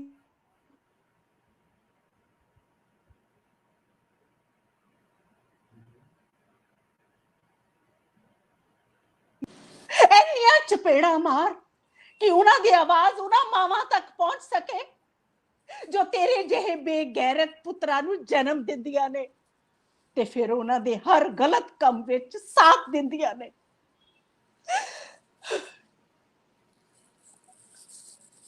ਥੈਂਕ ਯੂ। ਬਹੁਤ ਵਧੀਆ ਮੇਰੀਆਂ ਤੇ ਅੱਖਾਂ ਤੁਹਾਡੇ ਚਿਹਰੇ ਤੋਂ ਹੀ ਨਹੀਂ ਹਟ ਰਹੀਆਂ ਸੀ ਕਿਉਂਕਿ ਤੁਹਾਡੇ ਜੋ ਤੁਸੀਂ ਬੋਲ ਰਹੇ ਸੀ ਉਹਦੇ ਸਾਫ਼ ਭਾਵ ਤੁਹਾਡੇ ਚਿਹਰੇ ਤੇ ਸਾਫ਼ ਦਿਖਾਈ ਦੇ ਰਹੇ ਸੀ ਜਿਵੇਂ ਇੱਕ ਬਹੁਤ ਵਧੀਆ ਅਦਾਕਾਰ ਜਿਹੜੇ ਹੁੰਦੇ ਨੇ ਉਹਨਾਂ ਦਾ ਰੂਪ ਦਿਖ ਰਿਹਾ ਸੀ ਉਸ ਚੀਜ਼ ਵਿੱਚ। ਬਹੁਤ ਵਧੀਆ ਮੈਡਮ। ਕੁਲਬੀਰ ਜੀ ਸੋ ਮਚ। ਹਾਂਜੀ ਕੁਲਬੀਰ ਜੀ ਪਤਾ ਨਹੀਂ ਕਿਉਂ ਮੈਨੂੰ ਏਦਾਂ ਲੱਗਦਾ ਹੈ ਕਿ ਦੋ ਦਰਦ ਨੇ ਜਿਹੜੇ ਉਹ ਤੁਹਾਨੂੰ ਬਹੁਤ ਕਸ਼ਟ ਦੇ ਰਹੇ ਨੇ ਪੀੜਾ ਦੇ ਰਹੇ ਨੇ। ਇੱਕ ਤਾਂ ਤੁਸੀਂ ਇੰਨੀ ਲੰਬੀ ਜ਼ਿੰਦਗੀ ਜਿਹੜੀ ਹੈ ਉਹਦਾ ਸੰਘਰਸ਼ ਪਤੀ ਤੋਂ ਦੂਰ ਰਹਿ ਕੇ ਕੀਤਾ ਐਵੇਂ ਲੱਗਦਾ ਹੈ ਕਿ ਜਿਵੇਂ ਵਿਆਹ ਤਾਂ ਜ਼ਿੰਦਗੀ ਤਾਂ ਤੁਹਾਨੂੰ ਨਸੀਬ ਹੀ ਨਹੀਂ ਹੋਈ ਔਰ ਵਿਆਹ ਤੋਂ ਕੇਵਲ ਦੁੱਖ ਹੀ ਮਿਲਿਆ। ਤੇ ਦੂਜਾ ਅਗਰ ਦਰਦ ਮੈਂ ਕਹਾ ਤਾਂ ਉਹ ਇਹ ਹੈ ਕਿ ਕਹਾਣੀਕਾਰ ਇੰਨੇ ਵਧੀਆ ਕਹਾਣੀਕਾਰਾ ਹੋ ਲੇਕਿਨ ਤੁਹਾਨੂੰ ਆਲੋਚਕਾਂ ਦੀ ਜਿਹੜੀ ਨਜ਼ਰ ਹੈ ਉਹਨਾਂ ਤੋਂ ਤੁਸੀਂ ਦੂਰ ਰਹੇ ਔਰ ਕਈ ਵਾਰੀ ਤੁਸੀਂ ਗੁੱਸੇ ਵਿੱਚ ਕਿਤੇ ਇਹ ਵੀ ਲਿਖਿਆ ਜਾਂ ਕਿਹਾ ਹੈ ਕਿ ਮੇਰਾ ਮਨ ਕਰਦਾ ਹੈ ਕਿ ਮੈਂ ਇਹੋ ਜਿਹੀ ਸੈਕਸੀ ਜਿਹੀ ਕਹਾਣੀ ਲਿਖਦਾ ਫਿਰ ਤਾਂ ਆਲੋਚਕ ਜ਼ਿਕਰ ਕਰਨਗੇ ਤੇ ਮੈਨੂੰ ਕਿਤੇ ਨਾ ਕਿਤੇ ਲੱਗਦਾ ਹੈ ਕਿ ਤੁਸੀਂ ਇਸ ਚੀਜ਼ ਨੂੰ ਵੀ ਬਹੁਤ ਗੰਭੀਰਤਾ ਨਾਲ ਲਿਆ। ਜੀ ਜੀ ਜੀ ਤੁਹਾਡੇ ਪਹਿਲੇ ਸਵਾਲ ਦਾ ਜਵਾਬ ਕਿ ਮੈਂ ਸਿੰਗਲ ਮਦਰ ਹਾਂ ਕੋਈ ਗੱਲ ਨਹੀਂ ਜਿਵੇਂ ਵੀ ਹਾਲਾਤ ਹੋਣ ਜਾਂ ਜਿਵੇਂ ਵੀ ਤੁਹਾਡੇ ਨਸੀਬ 'ਚ ਲਿਖਿਆ ਹੋਵੇ ਉਹਨੂੰ ਹਰ ਵੇਲੇ ਉਹਦੇ ਲਈ ਝੂਰਨਾ ਨਹੀਂ ਚਾਹੀਦਾ। ਹਰ ਵੇਲੇ ਉਹਦਾ ਹੈਂਗਓਵਰ ਸਿਰ ਤੇ ਨਹੀਂ ਰੱਖਣਾ ਚਾਹੀਦਾ ਕਿ ਮੈਂ ਇਕੱਲੀ ਹਾਂ ਮੈਂ ਇਕੱਲੀ ਬੱਚੇ ਪਾਲ ਰਹੀ ਹਾਂ ਇਹ ਹੈ ਉਹ ਹੈ। ਸਾਨੂੰ ਹਰ ਹਾਲ ਵਿੱਚ ਮੇਰਾ ਇਹ ਮੰਨਣਾ ਹੈ ਕਿ ਸਾਨੂੰ ਹਰ ਹਾਲ ਵਿੱਚ ਖੁਸ਼ ਰਹਿਣਾ ਚਾਹੀਦਾ ਹੈ ਸਿਰ ਉੱਚਾ ਕਰਕੇ ਜੀਣਾ ਚਾਹੀਦਾ ਹੈ ਔਰ ਆਪਣੇ ਕੰਮ ਕਰਦੇ ਰਹਿਣਾ ਚਾਹੀਦਾ ਹੈ। ਹਾਲਾਤ ਸਾਡੇ ਜਿਹੋ ਜਿਹੇ ਵੀ ਮਰਜ਼ੀ ਹੋਣ ਸਾਨੂੰ ਉਹਨਾਂ ਹਾਲਾਤਾਂ ਨਾਲ ਸਮਝੌਤਾ ਕਰਨਾ ਚਾਹੀਦਾ ਹੈ ਔਰ ਖੁਸ਼ੀ ਕਰਨਾ ਚਾਹੀਦਾ ਹੈ ਖੁਸ਼ੀ ਜੀਣਾ ਚਾਹੀਦਾ ਹੈ। ਦੂਸਰਾ ਮੇਰਾ ਉਹਦਾ ਜਵਾਬ ਤਾਂ ਮੈਂ ਪਹਿਲਾਂ ਹੀ ਦੇ ਚੁੱਕੀ ਹਾਂ ਕਿ ਪਹਿਲਾਂ ਮੈਨੂੰ ਇਹ ਲੱਗਦਾ ਸੀ ਕਿ ਮੇਰੀਆਂ ਕਹਾਣੀਆਂ ਨੂੰ ਇਗਨੋਰ ਕੀਤਾ ਜਾ ਰਿਹਾ ਮੇਰੀਆਂ ਕਿਤਾਬਾਂ ਨੂੰ ਇਗਨੋਰ ਕੀਤਾ ਹੈ ਮੇਰੀ ਇੰਨੀ ਚਰਚਾ ਨਹੀਂ ਹੋ ਰਹੀ ਤੇ ਬਾਕੀ ਲੇਖਕ ਮੈਨੂੰ ਏਦਾਂ ਲੱਗਦਾ ਸੀ ਕਿ ਜਿਹੜੇ ਆਪਣੇ ਕਿਤਾਬਾਂ ਦੇ ਨਾਂ ਹੀ ਇਸ ਤਰ੍ਹਾਂ ਰੱਖਦੇ ਨੇ ਸੈਕਸੀ ਜਾਂ ਇਹੋ ਜਿਹੀਆਂ ਕਹਾਣੀਆਂ ਹੀ ਲਿਖਦੇ ਨੇ ਤੇ ਸ਼ਾਇਦ ਇਸ ਲਈ ਉਹਨਾਂ ਦਾ ਚਰਚਾ ਹੁੰਦਾ ਤੇ ਮੈਂ ਕਿਤੇ ਗੁੱਸੇ ਵਿੱਚ ਲਿਖ ਦਿੱਤਾ ਸੀ। ਤੇ ਪਰ ਹੁਣ ਜਿਵੇਂ ਕਿ ਮੈਂ ਦੱਸਿਆ ਕਿ ਮੇਰੀਆਂ ਇਹ ਜੋ ਮੈਂ 2 ਨਵੀਆਂ ਕਹਾਣੀਆਂ ਲਿਖੀਆਂ ਇਹ ਤਾਂ ਸੈਕਸੀ ਨਹੀਂ ਹਨ ਇਹ ਤਾਂ ਜੋ ਮੇਰਾ ਸਟਾਈਲ ਹੈ ਮਨੋਵਿਗਿਆਨਕ ਕਹਾਣੀਆਂ ਜਾਂ ਜਿਵੇਂ ਵੀ ਮੈਂ ਲਿਖਦੀ ਹਾਂ ਉਹੀ ਹਨ ਤੇ ਇਹਨੂੰ ਹੀ ਬਾਕੀ ਲੇਖਕਾਂ ਨੇ ਔਰ ਚਿੰਤਕਾਂ ਨੇ ਸਾਰਿਆਂ ਨੇ ਸਿਰ ਮੱਥੇ ਤੇ ਲਿਆ ਹੈ ਤੇ ਮੇਰੀ ਉਹ ਜਿਹੜਾ ਗਿਲਾ ਸੀ ਉਹ ਸ਼ਿਕਵਾ ਸੀ ਉਹ ਜਾਂਦਾ ਰਿਹਾ ਹੈ। ਹੁਣ ਮੈਨੂੰ ਇਸ ਨਾਲ ਕੋਈ ਗਿਲਾ ਨਹੀਂ ਹੈ। ਚਲੋ ਬਹੁਤ ਵਧੀਆ ਲੱਗਿਆ ਮੈਂ ਕੁਲਬੀਰ ਜੀ ਇਹ ਸੁਣ ਕੇ ਇਸ ਗੱਲ ਤੋਂ ਮੈਨੂੰ ਇੱਕ ਛੋਟੀਆਂ ਥੋੜੀਆਂ ਸਤਰਾਂ ਯਾਦ ਆ ਗਈਆਂ। ਹਿੰਮਤ ਕਰ ਜੇ ਰਸਤੇ ਵਿੱਚ ਕਠਿਨਾਈਆਂ ਨੇ, ਹੰਝੂਆਂ ਨੇ ਕਦ ਤਕਦੀਰਾਂ ਪਲਟਾਈਆਂ ਨੇ, ਰਾਸ ਉਹਨਾਂ ਨੂੰ ਠੋਕਰਾਂ, ਜਿਨ੍ਹਾਂ ਨੇ ਠੋਕਰ ਨੂੰ ਠੋਕਰ ਮਾਰੀ ਹੈ, ਰਾਸ ਉਹਨਾਂ ਨੂੰ ਠੋਕਰਾਂ ਆਈਆਂ ਨੇ। ਤੁਹਾਡੀ ਹਿੰਮਤ ਨੂੰ ਸਲਾਮ, ਤੁਹਾਡੀ ਸਿੰਗਲ ਮਦਰ ਦੇ ਉਸ ਰੋਲ ਨੂੰ, ਤੁਸੀਂ ਜਿਵੇਂ ਦੱਸਿਆ ਤੁਸੀਂ ਸਿੰਗਲ ਪੇਰੈਂਟ ਹੋ, ਪਰ ਅਗਰ ਅਸੀਂ ਦੇਖੀਏ ਤਾਂ ਤੁਸੀਂ ਆਪਣੀ ਦੋਨੋਂ ਬੱਚੀਆਂ ਨੂੰ ਬਹੁਤ ਵਧੀਆ ਸਿੱਖਿਆ ਦਿੱਤੀ, ਤੇ ਸਿੱਖਿਆ ਦੇ ਨਾਲ ਨਾਲ ਉਹ ਬੱਚੀਆਂ ਐਕਟਿੰਗ, ਅਗਰ ਤੁਹਾਡੀ ਬੇਟੀ ਐਕਟਿੰਗ ਅਹਿਸਾਸ ਚਾਹਨਾ ਐਕਟਿੰਗ ਵੱਲ ਆਈ ਤਾਂ ਤੁਸੀਂ ਉਹਨੂੰ ਬਹੁਤ ਵਧੀਆ ਹੱਲਾਸ਼ੇਰੀ ਦਿੱਤੀ, ਉਹਨਾਂ ਬੱਚਿਆਂ ਨੂੰ ਆਤਮ ਨਿਰਭਰ ਬਣਾਇਆ। ਤੇ ਅੱਜ ਅਗਰ ਦੇਖੀਏ ਅਸੀਂ ਸੋਸ਼ਲ ਮੀਡੀਆ ਤੇ ਤੁਹਾਡੀ ਉਹ ਬੱਚੀ ਵੈਬ ਸੀਰੀਜ਼ ਹੋਵੇ, ਚਾਹੇ ਮਾਡਲਿੰਗ ਹੋਵੇ, ਚਾਹੇ ਕਿਸੇ ਚੀਜ਼ ਵਿੱਚ ਬਹੁਤ ਵਧੀਆ ਨਾਮ ਕਮਾ ਰਹੀ ਹੈ। ਤੇ ਅੱਜ ਦੀ ਜਿਹੜੀ ਪੀੜ੍ਹੀ ਹੈ ਉਹ ਤੁਹਾਨੂੰ ਸ਼ਾਇਦ ਕੁਲਬੀਰ ਬਡੇਸਰੋ ਘੱਟ ਤੇ ਅਹਿਸਾਸ ਚਾਹਨਾ ਦੀ ਮਾਂ ਦੇ ਨਾਲ ਜ਼ਿਆਦਾ ਜਾਣਦੀ ਹੈ। ਜੀ ਜੀ ਜੀ ਜੀ, ਔਰ ਮੈਨੂੰ ਇਸ ਗੱਲ ਦੀ ਬਹੁਤ ਖੁਸ਼ੀ ਹੈ ਕਿ ਮੈਨੂੰ ਬਹੁਤ ਸਾਰੇ ਲੋਕ ਅਹਿਸਾਸ ਚੰਨਾ ਦੀ ਮਾਂ ਕਰਕੇ ਜਾਣਦੇ ਨੇ, ਮੇਰੇ ਨਾਂ ਕਰਕੇ ਨਹੀਂ। ਤੇ ਕਿਉਂਕਿ ਜਦੋਂ ਤੁਹਾਡੀ ਔਲਾਦ, ਤੁਹਾਡੇ ਜਿਹੜੇ ਜਿਨ੍ਹਾਂ ਨੂੰ ਤੁਸੀਂ ਪਿਆਰ ਨਾਲ ਪਾਲਦੇ ਪੋਸਦੇ ਹੋ, ਉਹਨਾਂ ਨੂੰ ਜ਼ਿਆਦਾ ਖੁਸ਼ੀ ਹੁੰਦੀ ਹੈ ਜਦੋਂ ਤੁਹਾਡੀ ਔਲਾਦ ਤੋਂ ਵੀ ਜ਼ਿਆਦਾ ਤਰੱਕੀ ਕਰਦੀ ਹੈ, ਤੋਂ ਵੀ ਵੱਡੀਆਂ ਪੁਲਾਂਘਾਂ ਪੁੱਟਦੀ ਹੈ। ਤੇ ਮੈਨੂੰ ਇਸ ਗੱਲ ਦੀ ਬਹੁਤ ਖੁਸ਼ੀ ਹੈ ਕਿ ਉਹ ਬਹੁਤ ਅੱਛਾ ਕੰਮ ਕਰ ਰਹੀ ਹੈ, ਔਰ ਉਹ ਬਹੁਤ ਅੱਛੀ ਐਕਟਰੈਸ ਹੈ। ਉਹ ਜਿਵੇਂ ਨਾ ਕਹਿੰਦੇ ਹੁੰਦੇ ਆ ਕਿ ਬੌਰਨ ਐਕਟਰ, ਉਹ ਹੈ। ਹਾਲਾਂਕਿ ਉਹ ਕ੍ਰੈਡਿਟ ਦਿੰਦੀ ਰਹਿੰਦੀ ਹੈ ਮੈਨੂੰ ਹਰ ਜਗ੍ਹਾ ਕਿ ਨਹੀਂ ਮੈਂ ਮੰਮੀ ਤੋਂ ਸਿੱਖਿਆ, ਪਰ ਮੈਨੂੰ ਲੱਗਦਾ ਕਿ ਉਹਦੇ ਆਪਣੇ ਅੰਦਰ ਹੀ ਇੱਕ ਬਹੁਤ ਟੈਲੈਂਟ ਹੈ ਕਿ ਉਹ ਬਹੁਤ ਅੱਛੀ ਐਕਟਰੈਸ ਹੈ ਤੇ ਅੱਛਾ ਕੰਮ ਕਰ ਰਹੀ ਹੈ। ਔਰ ਮੇਰੀਆਂ ਗੁੜਤੀ ਵਿੱਚ ਮਿਲੀ ਹੈ ਉਹਨੂੰ ਇਹ ਚੀਜ਼, ਜੀਨਸ ਚਾਹੀਏ ਉਹਦੇ। ਜੀ ਜੀ ਜੀ ਜੀ, ਥੈਂਕ ਯੂ। ਕੁਲਬੀਰ ਜੀ, ਇੱਕ ਚੀਜ਼ ਹੋਰ ਜਿਹੜੀ ਸਾਨੂੰ, ਤੁਹਾਡੇ ਫੈਨਸ ਨੂੰ, ਦਰਸ਼ਕਾਂ ਨੂੰ ਬੜੀ ਪਰੇਸ਼ਾਨ ਕਰ ਰਹੀ ਹੈ, ਉਹ ਇਹ ਹੈ ਕਿ ਅਸੀਂ ਦੇਖਦੇ ਹਾਂ ਕਿ ਤੁਸੀਂ ਪਹਿਲਾਂ ਵੀ ਪੰਜਾਬੀ ਫਿਲਮਾਂ ਵੀ ਕੀਤੀਆਂ, ਸੀਰੀਅਲ ਵੀ ਕੀਤੇ, ਤੇ ਹੁਣ ਇੰਨੀਆਂ ਪੰਜਾਬੀ ਫਿਲਮਾਂ ਬਣ ਰਹੀਆਂ ਨੇ, ਠੀਕ ਹੈ, ਔਰ ਬਹੁਤ ਵਧੀਆ ਬਣ ਰਹੀਆਂ ਨੇ, ਬਹੁਤ ਤਰੱਕੀ ਕੀਤੀ ਹੈ ਪੰਜਾਬੀ ਫਿਲਮ ਜਗਤ ਨੇ, ਬਟ ਤੁਸੀਂ ਉਸ ਫਿਲਮ ਜਗਤ ਤੋਂ ਬੇਮੁਖ ਕਿਉਂ ਹੋ ਗਏ? ਤੁਹਾਡੀ ਆਮਦ ਜਿਹੜੀ ਹੈ ਸਾਨੂੰ ਉਹਦੇ ਵਿੱਚ ਕਿਉਂ ਨਹੀਂ ਦਿਖਾਈ ਦੇ ਰਹੀ? ਕਿ ਤੁਸੀਂ ਕਰਨਾ ਨਹੀਂ ਚਾਹੁੰਦੇ ਹੋ ਫਿਲਮਾਂ? ਤੁਸੀਂ ਬਿਲਕੁਲ ਸਹੀ ਕਿਹਾ, ਬਹੁਤ ਅੱਛੀਆਂ ਪੰਜਾਬੀ ਫਿਲਮਾਂ ਬਣ ਰਹੀਆਂ ਨੇ। ਮੈਨੂੰ ਬੜੀ ਖੁਸ਼ੀ ਹੈ ਕਿ ਜੋ ਸਾਡਾ ਪੰਜਾਬੀ ਸਿਨੇਮਾ ਹੈ ਉਹ ਕਾਫੀ ਤਰੱਕੀ ਕਰ ਰਿਹਾ ਹੈ।